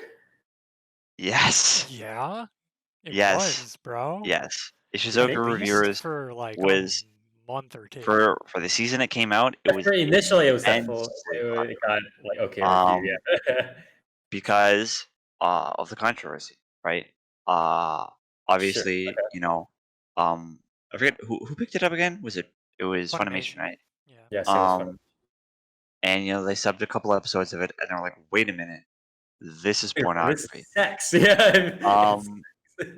And they pulled it, and then immediately after they pulled it, the anime community, as with all their infinite wisdom, decided to basically give it 10 out of 10s across the board on Mal. Luckily, it has since gone down. It is now sitting at a still undeserving 7.5. And that show sucked ass. That show was not good. That show was not very funny. It's like its ecchi aspects were not really very interesting either. It was heavily censored, which kind of defeats the purpose of it being like straight up porn. You know what I'm really curious though is that with this Endogeza got a pretty good list, like a chunk of A list, or at least like B plus list voice actresses in it. You know what I mean? Like for instance, Dogeza had Ogre. This one had a couple of ones, right? It had it had a lot of this when I saw the cast for this, it surprised me in a way that it almost didn't, or that I hadn't been surprised since I want to say the Voice Toho OVA, if anybody remembers that, right? The one where it had all the freaking A-list voice actresses, and we were just like, "What's going on?" Like this one has Tomita Miyu, Akasa Yoko, right? So yeah, Hikase Yoko. It has a bunch of other it has Igarashi Hiromi. Just a bunch of at least like B tier B list actors, Matsaki Rei, so on and so forth. Yeah, that show sucked, and it was really frustrating to see like the anime community like put this like piece of shit up on a pedestal just because it got pulled from its licensor. Like, guys, that's not like that's just the studio. That's just Funimation being dumb. Like, but yeah, that show was really annoying, and it kind of pissed me off honestly. But yeah. All right. Ghost. Overrated series. Zakapara. I Okay. can kind of see that. Yeah, sure. The end. Okay. The end. Yeah. I mean, I don't think you need too much of an explanation. Not even the same VAs. We spent like what Was this the one they spent $1 million on? I think I, so. I, I Wow, think so. they Yeah, They also I'm changed sure. the job voice actors. losers. They also changed the voice actresses like half Man, the year. that's like the biggest turnoff. It's like Yeah, it how was- the day you do that. yeah. I don't like it when they do that. Honestly, it's very unfortunate. You know There's what a they lot of- changed? They changed the Tsukihime voice actors, but I don't see anyone complaining. Yeah, well, Right. it's been a while. So Just use the Carnival Phantasm voice actors. Yeah. Mark. So I was in agreement with Nier for Ishizuka Reviewers. I didn't think that series was very good on its own. And it's just like, yeah, it blew up simply because it got pulled. And then it's like, I guess people slowly realize, oh, wait a minute. This is like kind of a failure of even like a basic, like a Monster Girl Encyclopedia series. And then dropped it as well. Because, yeah, I don't know. It's just not a very good show. Like, it's like Near was saying, its ecchi aspects aren't very good, entertaining. Its premises aren't are pretty predictable, and then it doesn't really do a whole lot with like monster characters or anything. It's just not. I don't know. It's just very basic, I feel. So, you know, I feel like it getting like much notoriety whatsoever was pretty undeserved. Yeah, definitely. Next, it is most underrated series. So again, this is the opposite, right? Something that you think is pretty freaking good, but then other people aren't as looking positive on it. I want to say it is Majo no Tabi Tabi for me, and the Wandering Witch Journey of Elena, with an honorable mention of Oshibudo, or the English localized title is "If My Favorite Pop Idol Made It to the Budokan, I Would Die." Right? Oshibudo was pretty nice, but I think the reason why I put Majo no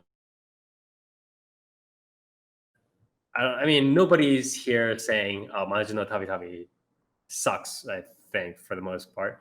But I just think that it's very, very, very, very, very good for what it is. It obviously has very solid, like A+ audio visuals, just smooth. Nothing to really complain about in terms of any of these sequences or frames or anything like that. And the way it kind of lays out the characters, the world, the author I actually read in his description, in his author sort of description profile pages and stuff like that, and in his interviews, he said that he specifically kind of used references, obviously from various other stories and stuff like that, but stuff like National Geographic and stuff. He specifically looked to create as much of a natural setting and world as possible, and then create the story inside of it, which is an approach obviously I respect hugely. And again, Majo no Tabi Tabi just reminds me of the Dentali no Shoka. It really gives me Dentali no Shoka vibes, and it's just so good. It's just so good. It's got the pacing on point. It's not too slow. It's not too fast. It's got the episodic thing on point where it's still it's still running you through the emotional roller coaster, but it's still episodic. So you're getting different stories at each episode. It's just the balance it strikes is just so good. I've foamed at the mouth about this series for when I was reviewing it too, but it's so much better than people I think give it credit for. Nier. Yeah, so this one was a little tricky for me because a lot of the stuff I watched this year was largely pretty popular stuff, right? Mhm. Uh, and I think a decent amount of the stuff I watched was, uh, if it was, widely praised, it well, fa- fairly deserved it, right? Um, but I figure I'll just give it to something I feel like, uh, I guess more people should give a watch.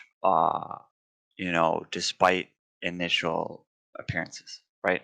Um, so I'm gonna give mine to Dorohedoro, which uh is a series that uh when you look at it, um, it doesn't really look all that hot because of the CGI, right? Mhm. Um, and I kind of agree. Obviously, the CG and the method that which they use the CG is a little disappointing. Um, but the adaptation is really good.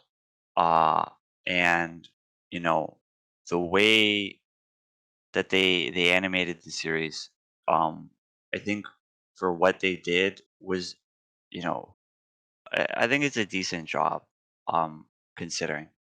But a lot of people that watch Dorohedoro, they say, yeah, this is good. Despite the visuals, Yeah. eventually you That kind of was get like, used to it. You don't really notice it as much, whatever. Um, but yeah, like the series behind the CGI is very, very, very good.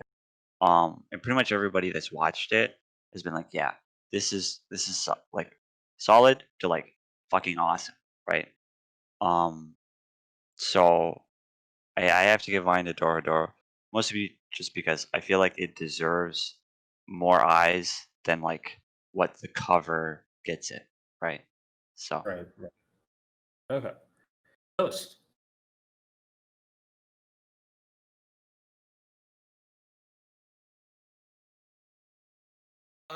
Underrated series.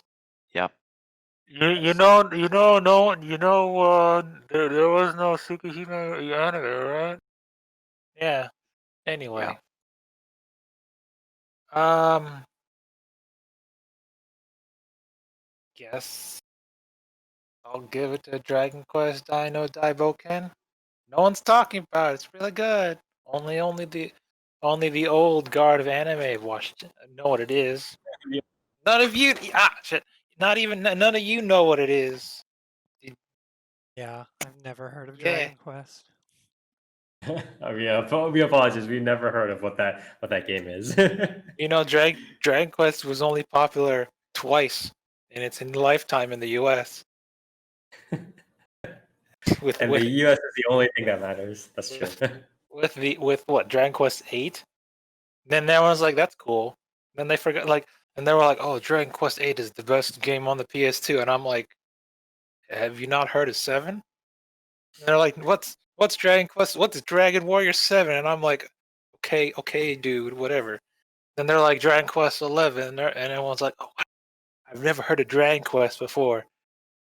What? I don't What? think that's what people were saying when they picked up Dragon Quest Yeah, I picked up Dragon Quest 11. I was like, I've never heard of Dragon Quest.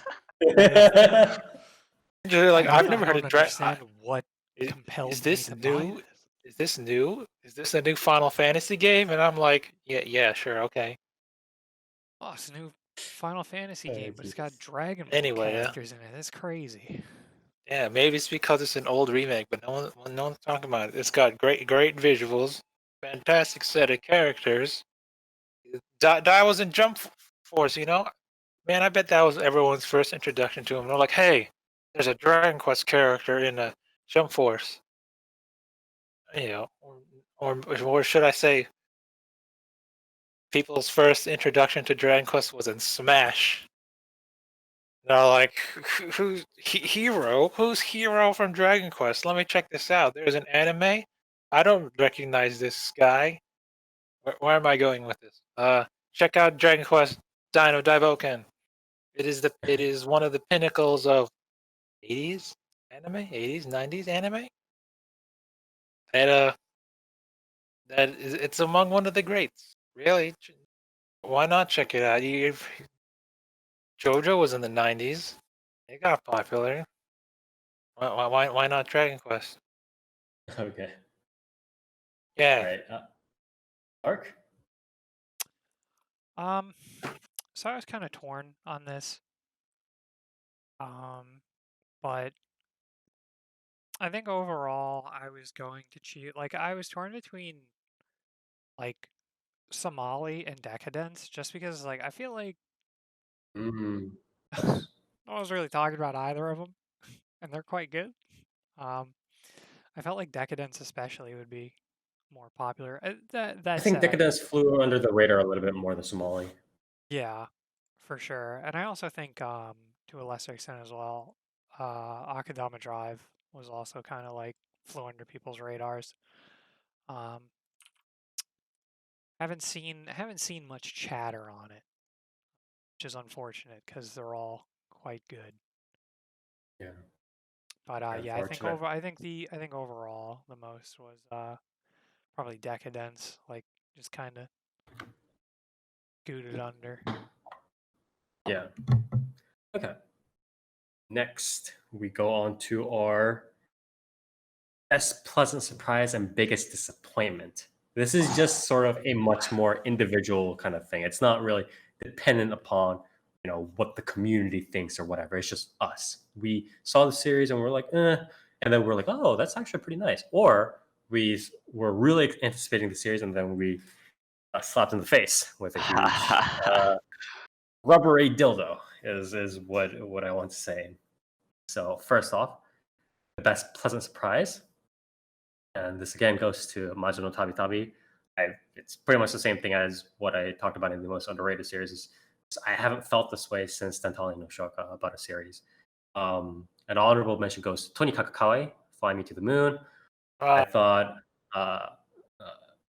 Kenjiro Hata, the guy behind Hayate no Gotoku, or Hayate the Combat Butler, was just gonna fuck off, but he actually created a decent series now instead of having a 500 million chapter shonen series that goes nowhere. So yeah, But this also goes nowhere. We're already at the end. We're already at the finish line. The point of Tony Kakakawa is to go nowhere, whereas the point of Hayate no Gotoku is to actually go somewhere, but it doesn't. That's the team difference. We're in the end game, but it's like now Exactly. what? It's New Game Plus. Yeah, NG plus. So yeah, Majin no Tabi Tabi is my most pleasant or best pleasant surprise, or most pleasant surprise, whatever. Near? I'd probably put my. So I don't know.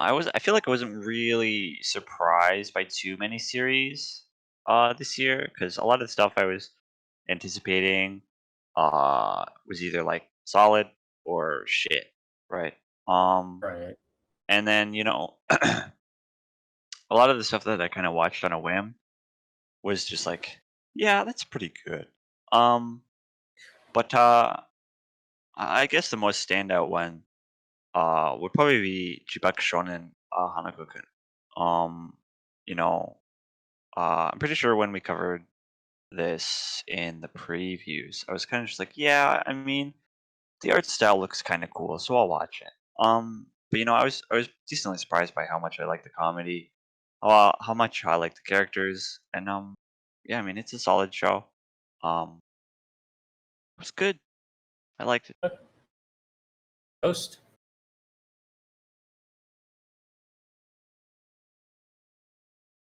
Best pleasant surprise, huh? Yep. Mm. Mm. I got nothing really. You weren't pleasantly surprised. Well, I was pleasantly did surprised by everything? two things, but you wouldn't like Yeah, my answer nothing to them. surprises this guy anymore. Did you want me to say them? No. Whatever it is, please do not link it to Hololive. Too bad. It was Hololive English debut. They were pretty good. I didn't expect them to go that far. Well, and then they blew me out of the water. Yeah. Okay. Otherwise, Tsukihime remake right at the end of the year. Dark. At the end. Mine's gonna be Akudama Drive. Okay. Now, I still can't tell if I'm like slightly disappointed. Yeah, I guess I'm like slightly disappointed with the ending, but it like kind of teeters off a little bit, which is unfortunate. Like Akudama Drive, like, eh, you know, like it starts out like super bombastic, and then I feel like it almost like storyline wise takes itself a little too seriously by the end. That said, content wise and like action wise, it is just as over the top and absurd, which is good. So I would say Akudama Drive, just because I think even in previews when we were covering it, I was kind of like, like it has this really ridiculous description. I think it was like its description, like it was something about like these characters' aesthetics will clash or something, and Yeah. everyone's like, what does that even like? What does that mean? Yeah, exactly. But yeah, just overall, it was just a really fun package. Yeah.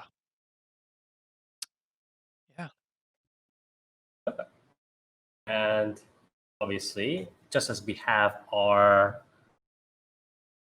most pleasant surprise, we must have our yin to our yang as well. It is biggest disappointment.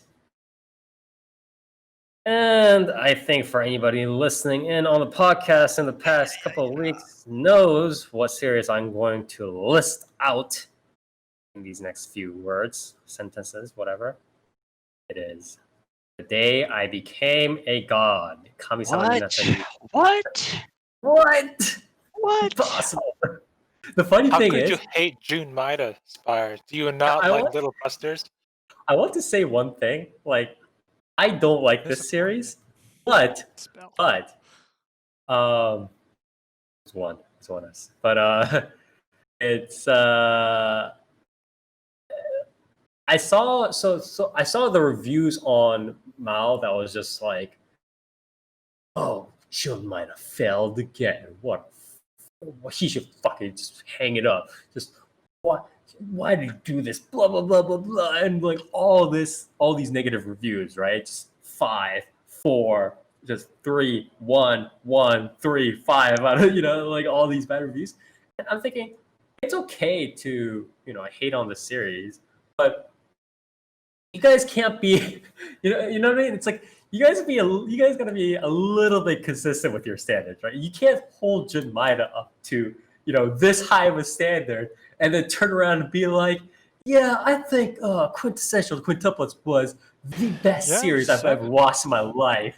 Yeah, solid 8. Yeah, I know. Solid 8, 9, maybe. I think Twin Star Exorcist deserves a 6 out of 10. Like, Yeah, you it's can't like a be like 7. that, right? Like, Sorry, guys. this is like a 7. Yeah, exactly. It's an IGN So review that's until like shit gets yeah, exactly. Too many stars. Sorry, it's 7 out of 10. But you can't. We gotta have some consistent standards, right? So that's just all I wanted to say about that. But yeah, I mean, I don't think I need to explain too much about why I didn't like The Day I Became God, Kami-sama ni Natahi, Jun Maida. Again, I think at the end of the day, we do have to blame Jun Maida. It's no longer the fault of other people or PA Works pushing him or key studios pushing him or whatever. It's his stuff, right? The reasons, stuff like Charlotte, this, they're under his direction, right? He has to take responsibility. It just wasn't good. The moral messaging wasn't good. Pacing wasn't good. Character development wasn't good. Just the entire package was just a shit fest. Yeah. Here.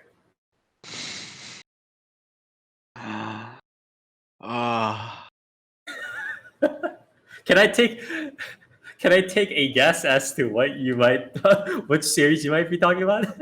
I mean, Of so course.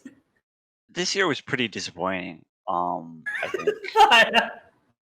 Okay. I was disappointed in a few series, right? I was looking Yeah. forward to brand new Animal quite a bit. And unfortunately, that was like the epitome of a trigger show. So that was pretty disappointing. Um, some other stuff here and there. Uh, fuck, man. Like, yeah. I mean, it's Kami-sama ni Natai. Like, Yeah. it's just Yeah. like, it's so.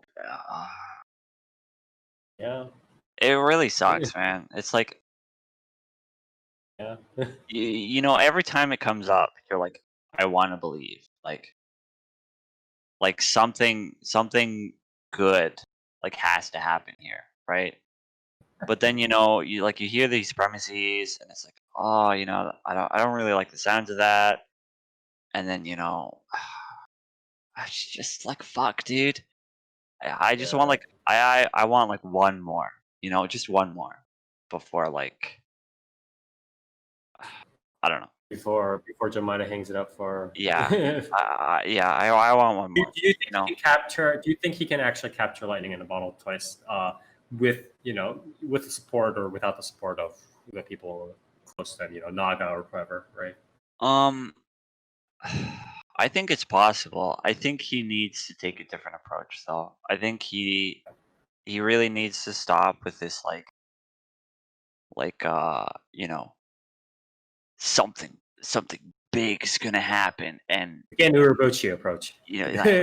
these characters are in the middle of it, and what they do will shape whatever. It's like, Universe. just make a slow slice of life series and have drama like arise from that, right? Like, I feel like in Kami-sama Ninata, it's almost like what he wanted to make, but like he set up this like initial like big fucking super epic premise that it's like he was stuck, right? Yeah. Because like almost all the character interactions for majority of the series is like episodic slice of life shit. But then in the last 3 episodes, he's like, "Wait a minute, I need drama now," and it's like, okay, well, what if what if one of the characters just gets kidnapped and becomes a vegetable? It's like, why? Like, it sucks. It's so disappointing. Yeah, it's always, and again, it's when you hear the combination of words, PA works, um, Key Studio, Jemima collaboration. It's one of those things where, at least in the years prior, you used to anticipate it. When you just heard that chain of words, it was in itself already a contender for anime of the year before you even saw the trailer, right? Yep. That was a thing. This collaboration was very hard to beat. It was akin to, Kill on the original kind of stuff, right? And nowadays, it's just a very unfortunate most biggest disappointment.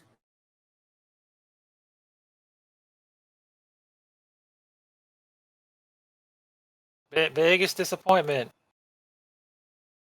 I don't like Kamitachi ni Hirawara Totoko. It sucks. Boring. Raised by the Gods, I believe, is Yeah, it's the ultimate boring. Very unfortunate. It's boring. It's probably has all the things I don't like about isekai. Mhm. There's no the main character is not that interesting. He's a little kid. Why not make him a young, an older character by now? It's like, oh, I'm a 30-year-old man in like a 7-year-old kid's body. That's cool, dude. Why don't you grow up a bit? Like, okay, it's boring. Slimes, slimes are cool. Oh, hey, let's dedicate an entire episode to cleaning toilets and poop slimes. That's cool, I guess. Mm. Sucks. Don't want it. Okay. It's like a 6 out of 10. It's probably one of it's pretty bad. Okay. There are better isekais that came out this year. Freaking what is it? Bofuri, even Kuma Kuma Bear is better. What else? Yeah, watch those two, I guess. Okay. Dark.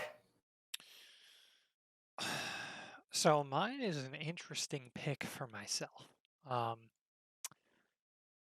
because it's not really like it's kind of disappointing, but like on a very personal level, like as in Okay. I think I just had the wrong expectations. um, What do you and mean? it was Nami yo Kitekure. Oh yes, that was almost sort of it for me too. But I mean, it wasn't like terrible. So yeah. Anyways, keep going. Yeah, so I watched the first I think 3 episodes, and I first of all I didn't know the series was a romance, like, and drama more than it was a comedy. Like from what I had seen, it was very straight, like very straight like straight laced comedy in it. That's like, but a lot of it's weird. Like it had like I felt like it had a weird tonal inconsistency at parts, but I don't know. I think it was just it didn't click with me right away, and that's why I kind of like felt the way I did. I'm going to give it another shot, I think, Uh-huh. just to see. But yeah, the fact that it didn't instantly grab me and like, I was expecting it to really reel me in, um, which was Yeah, it unfortunate that it wasn't. It didn't. wasn't.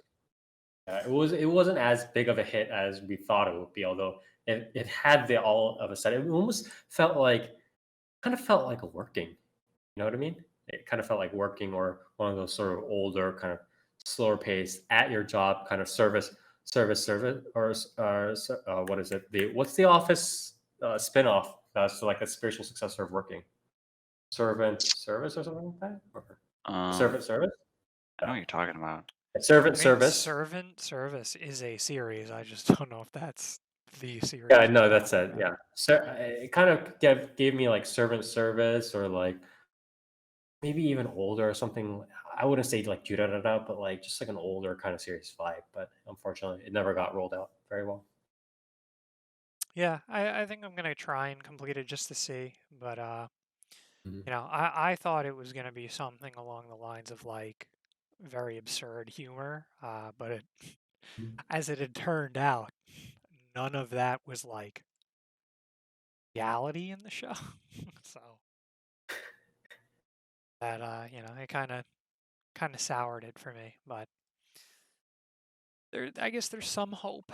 Um, I had to pick that just because it's like I didn't really watch uh shows that like could have disappointed me was the thing. Like, Mhm. or rather, the shows that I did weren't a disappointment. Like Akadama Drive, like wasn't a disappointment. Right. Next, we are finally getting it down to our last set of awards. We're just going to go over quickly, just very quickly, each of us, our personal awards. Uh, we just have just random awards that we want to throw out there. I'm just going to list them before we go on to our worst and best, excuse me, series of the year. So, for instance, my personal awards, I just had the worst trend in the anime industry award. So that this award went to something that's been going on for a while, but obviously trying to solve these sorts of supply demand problems in the anime industry by trying to constantly subsidizing just only subsidizing the training of animators instead of improving work conditions and making it look more, being an animator look more palatable, and also better global spread of products so more money flows in, and to the proper locations instead of just it all going to uphill, right? All going up to the top. And honorable mentions for those worst trends in the anime industry is anime series being used as promotions for original material, and voice actors being pigeonholed into what sort of the writers or the production company kind of just wants, as just like, oh yeah, they kind of sound good in that range, or like I'm sure people have a voice fetish for that voice actor, so we'll just plug her in instead of trying to get the voice actors or actresses to really kind of vary their voice up. And second is just this is the Just Don't award for adapting series that shouldn't be on TV, and it goes to interspecies reviewers with an honorable mention to Dogeza de Tanondemita. Hey, And Dogeza actually got a live action adaptation, if people didn't know, but it's a porn adaptation. So wait. Which one? Dogeza. Hit me up with that. What do you mean? Hit me up with that? Hit me up with that. Are you talking about live? You're talking about live action, right? There is a live action Jav, like Hit me up with that. Japan AV, Japanese AV. Hit me up with that. I'll be the judge of that. What do you mean you'll be the judge? I don't think that's the right phrase. I need to compare it to the anime. Okay. So yeah, anybody else have small like individual personal awards stuff? Near, do you have anything? If you don't, it's fine. No, I don't. Okay, Toast, you have anything? All right, here, let Dark go first. Oh God. Dark. Yeah, I got best sequel series, Railgun T. Okay. And okay, Toast. All right, here we go. We're gonna belt this off real quick. Best VTuber studio, Hollow Live. Best VTuber stream, I don't know. Probably when Suicide sings. Those are good. I like listening to those. Best independent VTuber, Amatsuka Uto. She's pretty cool. Best VTuber controversy, that one. The best anime arc, the let's say the Shion versus Aqua neighbor war. Some people will say the Peko Muna arc, but the real savants know that's just the spin-off sequel of Shion Aqua neighbor war. And let's see, the best worldwide phenomenon. Oh, Hollow Live. No, I'm kidding. It's the Rona. Okay. Best, huh? Best, yeah. Not really. Best best political figure.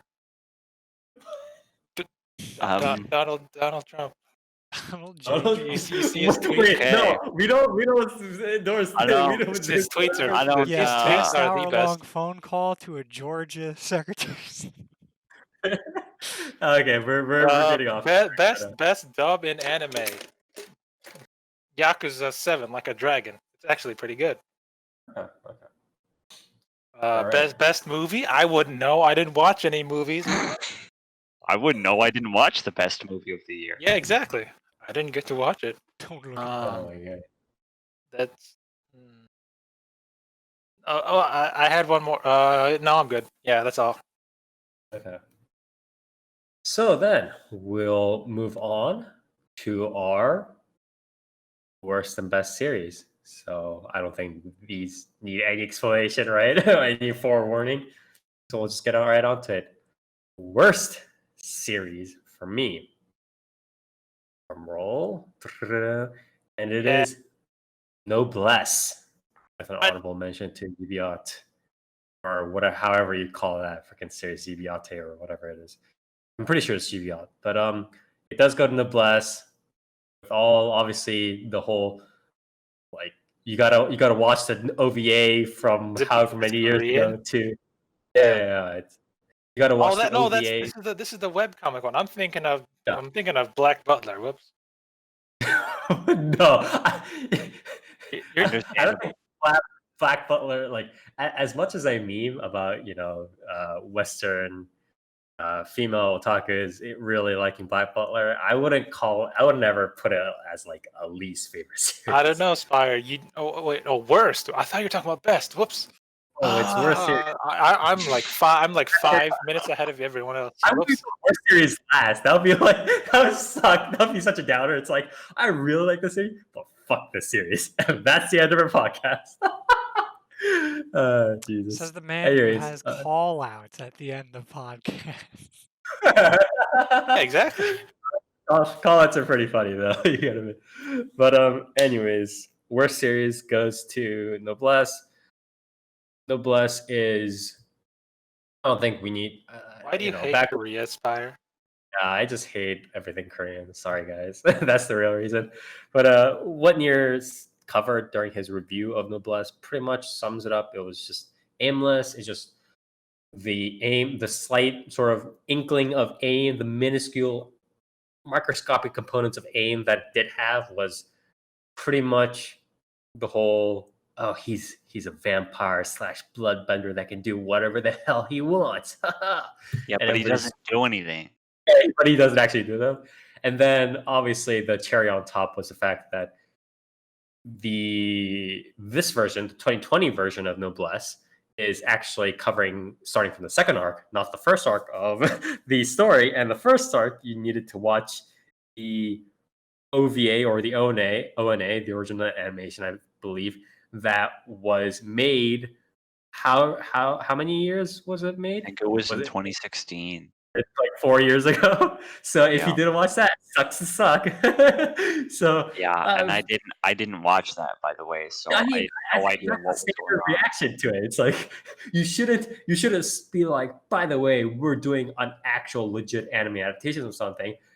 Fuck you if you didn't watch the first or watch the first, or Yeah. read the first work from wherever, right? That's not how you do things. So yeah, worst definitely goes to Noblesse. Here. This one was tricky. Because it's tricky for me pretty much every year when I tackle this award. It's so many things. Yeah, I mean, there's a lot of bad series out there, right? Yeah, no, I agree. So it's always tricky when I come at this award because I'm not sure all the time whether I want to go for like, the objective like worst series or something that was just like, it You was just have burning hate. yeah, it was okay. Maybe it's not that great, but like I fucking hate this show. But I feel like this year, there wasn't really very many shows that I had like a burning hatred for. Berserk didn't come out with another anime this year, so I kind of had to go with like the objective worst. So I gave it to Gibiate. Yeah. This show looks like ass. It's Yeah, I like watched it. it's like shocking how like how It's this really how this even went through. Like I don't know, man. Like as a project, it is like baffling. Yeah, the show sucks. It's really bad. And not even on a level that you like. It's not even like like You a can't Mars of blame the thing, yeah. Destruction level bad. Like you can't be like, wow, this sucks, but like it's funny. It's like no, this sucks. Like it's bad. Yeah, not good. Toast. Worst series.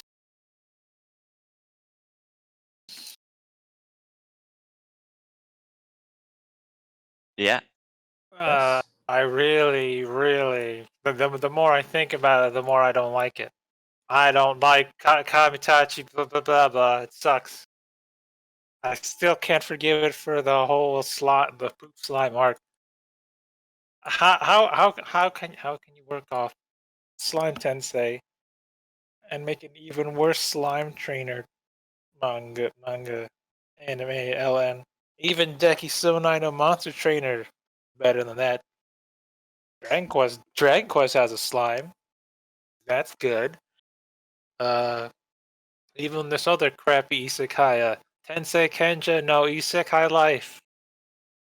Daini no Shokugyo no Ite Sekai Saikyo ni Narimashita. That one's better than the freaking Kamitachi blah blah. That MC's just as boring, except his slimes talk, so at least they have a foil. This guy is none. Yeah, very.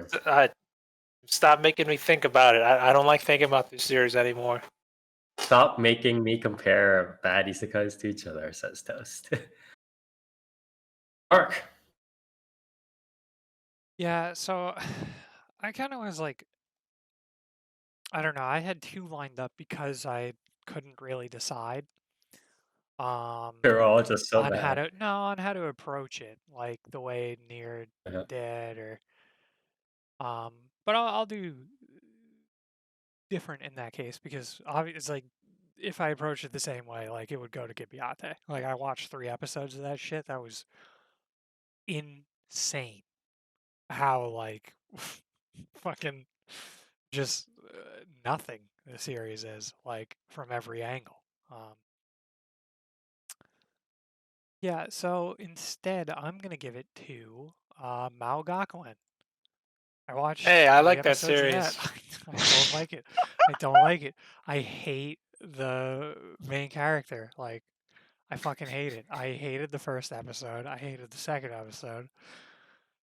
I don't know, man. At least he's not as bad as the Kamitachi guy. I don't know, dude. I just like I hate him the same I way. get it. I get I it. hate him the same way I fucking hate the um Magic High protagonist. Like Oh, you it's mean just like not Mahoka? Oh, he's yeah, so it's just cool. fucking like yeah, he's so cool. Like he's so cool. And then they like actually make him like invincible and it's like The who problem is cares? that Like, the Maogakun guy, he's cocky and whatnot, so he's a different flavor from the Mahoka guy who's calm, cool, and collected. yeah, like Mahokai could get through a full season of like Mao having like a character who's like cocky and like wow, he's so cool and he's so strong and so I'm just like but that's not interesting. Like Like I respect your opinion, but yeah, I understand your opinion. I should say, I don't know. I could but it's not as like bad as mine. like look, I'm not going to shit on people who like the series, right? Because even while watching it, I could see like character interactions that I was like, okay, this could be great. But I just hate the main character so much that I Sometimes can't that can get be a through it. deal breaker. It's like in the Infinite Stratos kind of thing, right? Where Ichika is just you're not a big fan, right? I don't How think many many people are. episodes did it take for him to slightly get an inkling of a girl he likes? Too many. Too many episodes, I think, is the correct answer. Not enough. Not enough. It needs to be full Kaijo made Summer style where it takes at least 50, 100 chapters before like a single kiss happens. Does he ever get in with someone or no? I believe. Wait, no. Infinite Stratos still hasn't ended yet, right? Isn't like the final like volume coming up this year after 8 or 11 years of hiatus or delays or whatever it is before. Something like that. Yeah. So I believe it's Did kind of Hoki win yet? well. I I'm just waiting mean, for her to win. the ending is most likely going to be just A non-ending. Ichika and Hoki almost kissing at the sunset, and then them being interrupted by the rest of the harem, and then them getting chased off into the sunset. Right? That's 99% how it's going to go. But that's neither here nor there. Thank you, Dark, for telling us about your worst series. And of course, on that note, we come to our final award, which is, as expected, the best/favorite series. My best/favorite series goes to Kakushigoto, with an honorable mention to Majo no Tabi Tabi, or The Journey of Elena. It was, again, difficult really? decision. You let that win? I thought you were Let gonna it go win. I don't know. Tabi.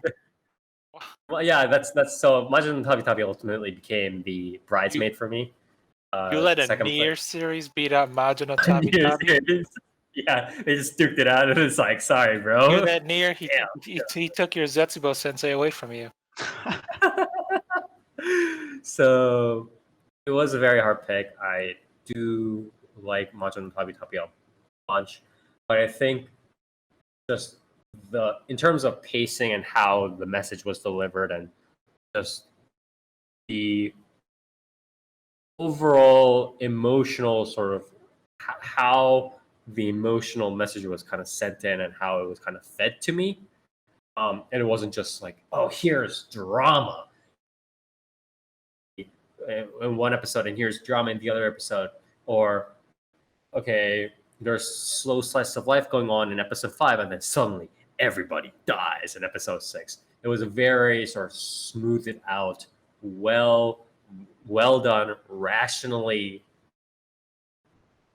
thought out, organic series of emotional climaxes, and just that plus the proper development of the characters and who they were, and just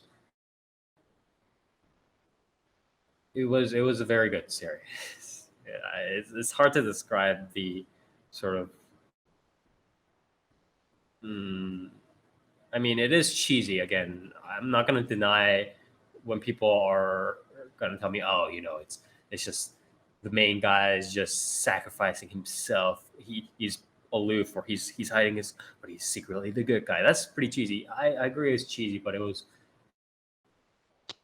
told in such a great way. It was the message was just delivered in such a great way, and I have to give it to Kakushikoto.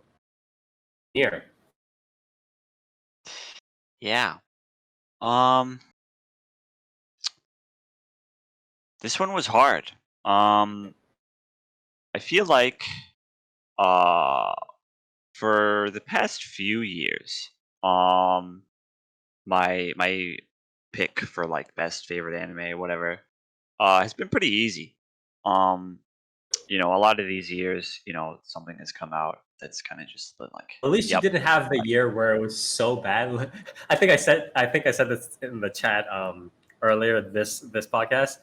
But that one year, you were there, right? Near when I had to. I think one of the people in Discord, Ritsu, right, almost had to convince me, because I was deciding on choosing between Twin Tails, Ninarimasu, and London Season 2 for best anime of the year, not just like best anime of the year. That was the choice. Yeah, I remember that.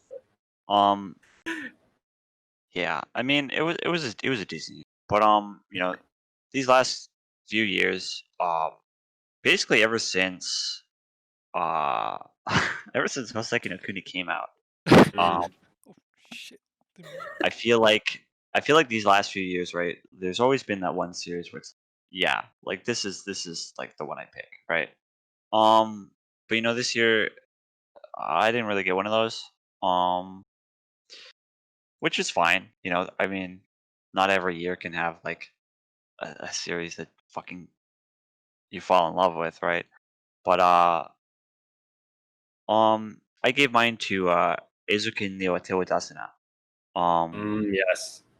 Largely because I feel like Eizouken as a series sort of represents like it's sort of a big love letter, right, to animation, whatever, right? And Masaki Yuasa, obviously being the extremely talented director that he is, took this series and he really did something special with it, I think.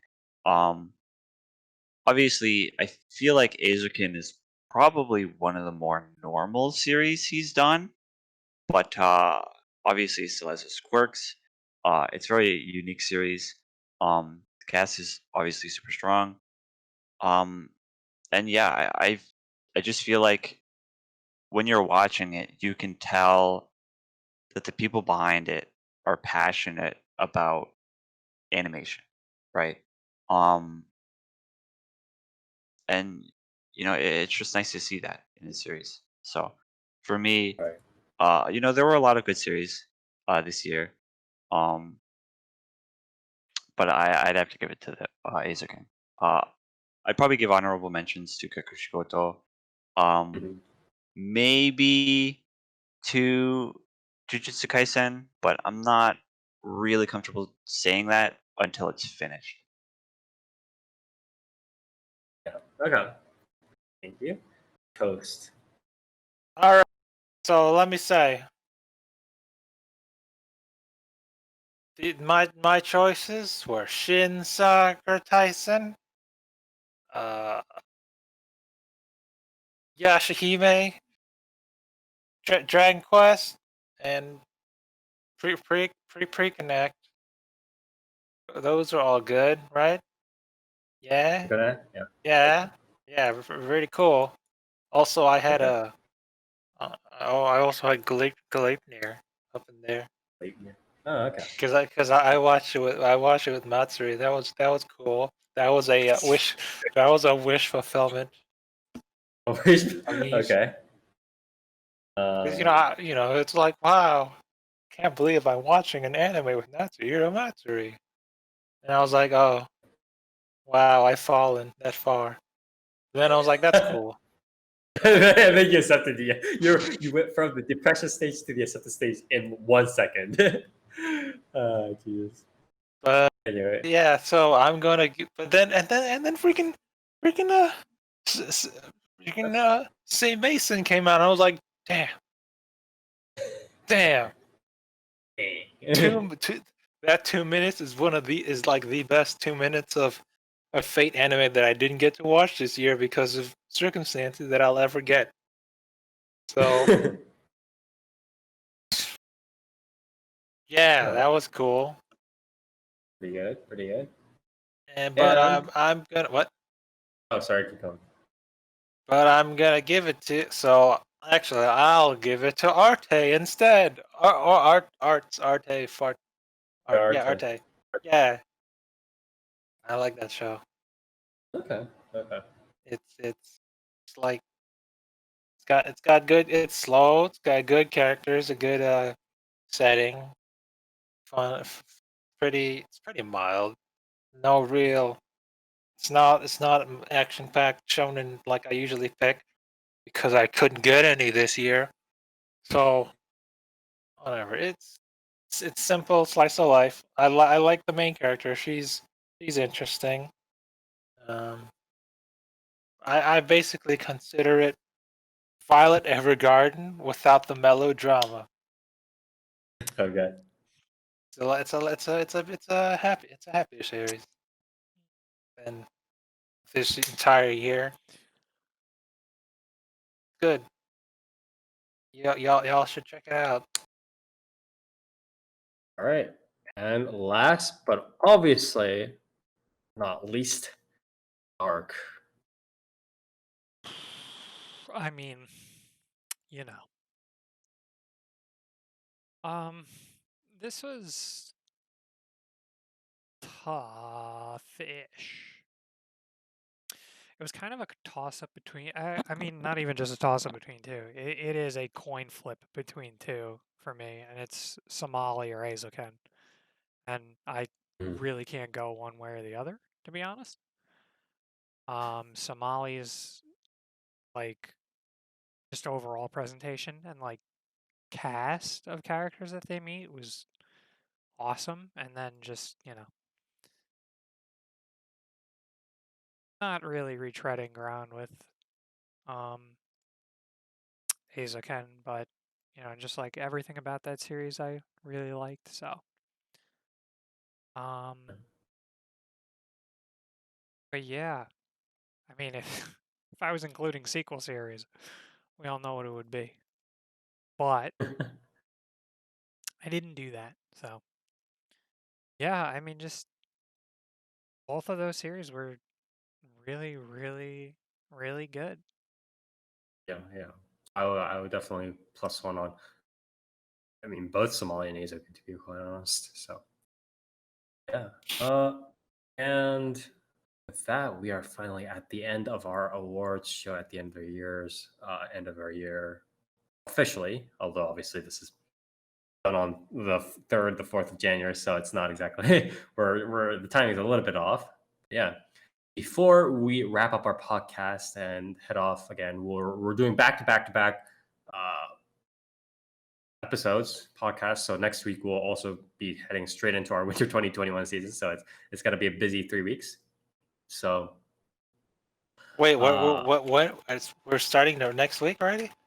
Yes. yeah. What came out already? Oh, Pretty much everything will come up by next week, right? Well, you want me to talk about Quint season 2? I'll do that. Please, if you can, let's not do quintessential Quintuple season 2. But so before we wrap up, I do want to go over again, just get a sort of comment from everybody about the past year in anime, just whatever, any last comments they want to leave for 2020, because it's obviously been a ride for all of us, both with regards to anime and outside. So I want to start with Dark, so we'll just work backwards. Dark, any comments about 2020, the year in anime, or maybe if you have something outside of it? I mean, as far as anime goes, I thought 2020 was pretty good. I mean, I thought 2020 honestly was very good, especially for what it could have been. That said, that's very heavily including sequel series like, Railgun Yeah, T. I mean that.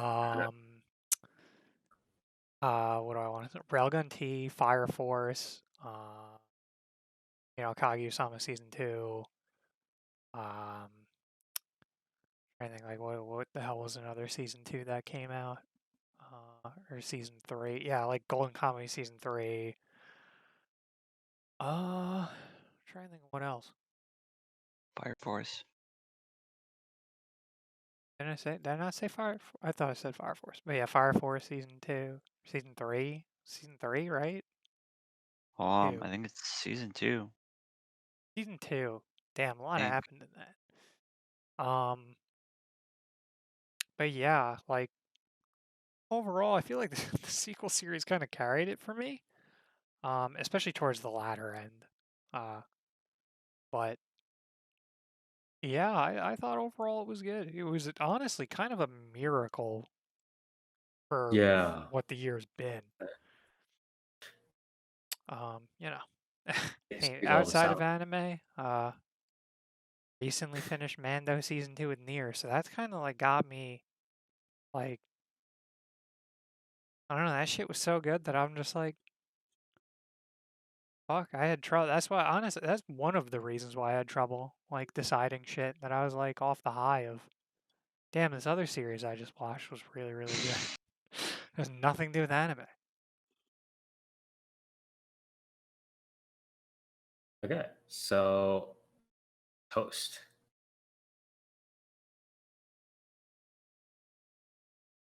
What do you want? Which one is this? This is the 2020? retrospective? Yeah. 2020 sucked. The retro. 2020 sucked. How was Not just anime? Oh. First, then okay. regular 2020. You want to give alright. a word on? It's nothing really blew me away. I guess. Well, there were a couple series, but not they're like, oh, this is the best series of this generation kind of thing so far. Right. So try again. How does feel in anime? Well, I would, but I wouldn't. I didn't get. We've gone over this. Why do you keep reopening my old wounds? I apologize, Toast. I apologize. It's been a year since I've seen Heaven's Feel Part 1 and 2. I still haven't seen Part 3 yet. I don't know. Well, I mean, other than the standouts that I liked, including the the climbing one, that was neat.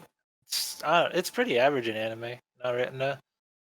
Nothing really standoutish that I would put on my best 10 of this of the decade so far. Yeah, so not too bad. No, definitely not the worst.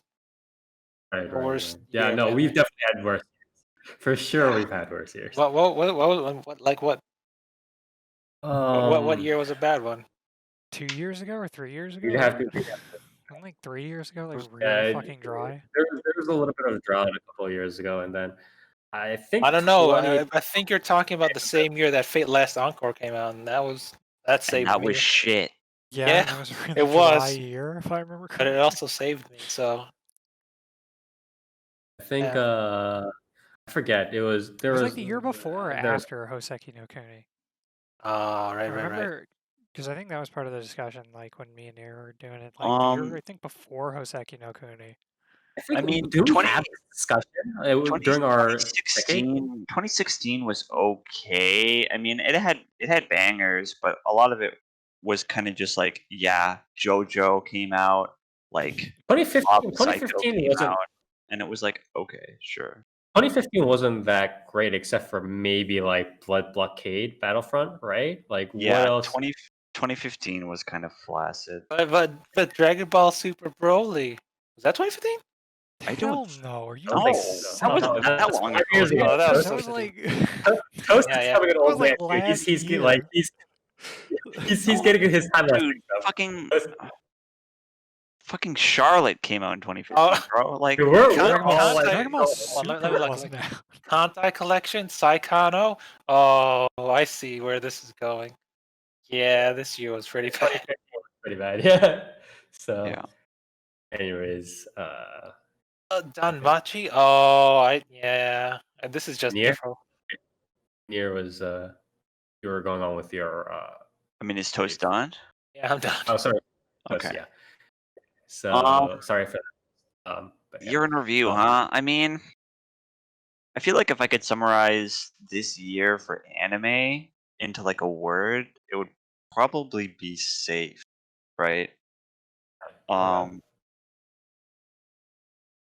mean, obviously, COVID-19 happened, which obviously prevented a lot of studios from, I guess, really going out on a limb, right? So a lot of projects the studios picked up were kind of just like either, surefire bets, like, more Haikyuu, more Shokugeki no Soma, you know, more Sword Art Online, whatever, right? There were a few projects here and there that were cool and neat. But I feel like for the most part, a lot of it was very tame, right? Pretty safe stuff. Which isn't a bad thing, especially given the circumstances, right? But it definitely didn't blow me away. Uh, like I said earlier, and I've said it a couple times off the podcast too. I really do feel like Hoseki no Kuni kind of raised my bar, right? In terms of like what I sort of expect from something that like I see as like the best show of the year. And I feel like I haven't really gotten that in the past couple of years. Yeah. I can agree with what you're Listen, saying. dude, as soon as they're done with Beastars.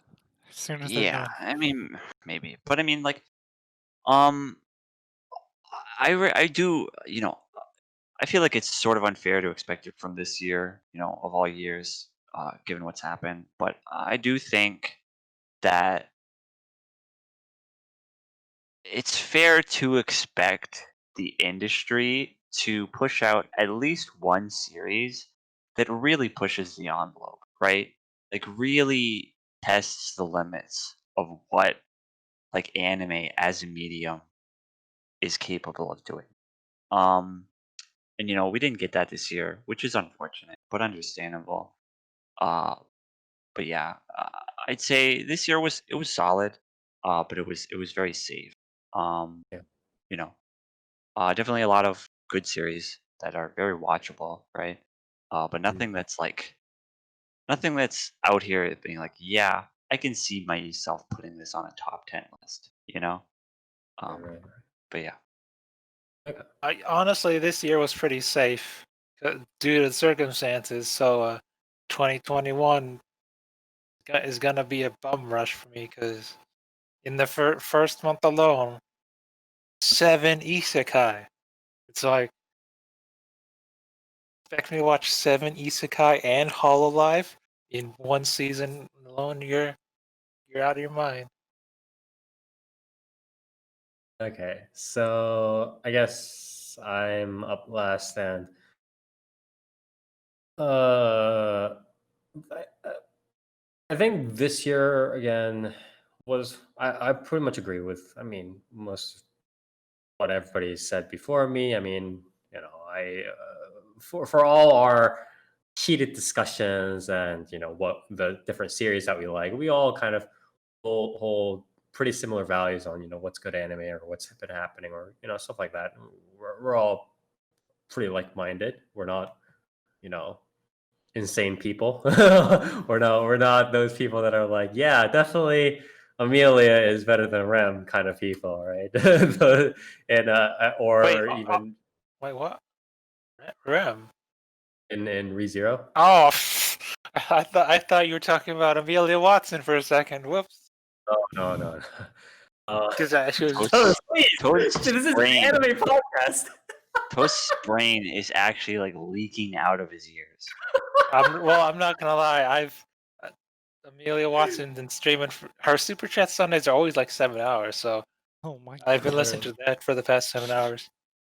Anyways, um, so we're all pretty like-minded people. We're all pretty rational here, but I do think that this past year, in addition to what Near and Toast and Dark have said, it was a year of series that kind of went deeper than I expected. So there were a lot of sequels and there was a lot of isekai or whatever, but a lot of the series that did manage to make it out, and they managed to make it out with honestly flying colors if you consider the fact that they were trapped underneath a pandemic, right? A lot of the series were very sort of, they're not just throw off kind of series. They're not just series that are mostly based off just the value of the slapstick comedy that they bring. For instance, again, something like a Nichijou or Yuri or whatever. But it was stuff like Eizouken. It was stuff like Majo no Tabi Tabi. It was stuff like more like Decadence and Apararaman, and just stuff, Somali and the Forest Spirit, just stuff that really brings out deeper thought and requires more complex, non-episodic, just overarching, arcs, right? Multi-episode arcs, and requires proper development, requires proper pacing. And a lot of series really did pull this off pretty well. And along with all the proper audiovisual stuff, of course. And uh, I just found that very comforting in a world where more and more anime series are more or less just becoming promotions for the next popular or the currently popular isekai light novel, or there are more isekais and power fantasy stuff or rom-com light novels being turned into whatever adaptations. And just an anime is becoming a little bit more, in my opinion, of a dog eat dog world, more of just like they're kind of fighting each other to just kind of stay on top and be like, oh, this is, just watch this real quick, you know what I mean? Instead of being a sort of slow down, all right, let's just calm down and watch this for a while kind of medium. Uh, in this sort of day and age where that's a little bit more of a thing, and just kind of switching on off real quick is a thing, having these slower, more complex, more deeply paced, more deeply emotional series, I think is a really comforting factor.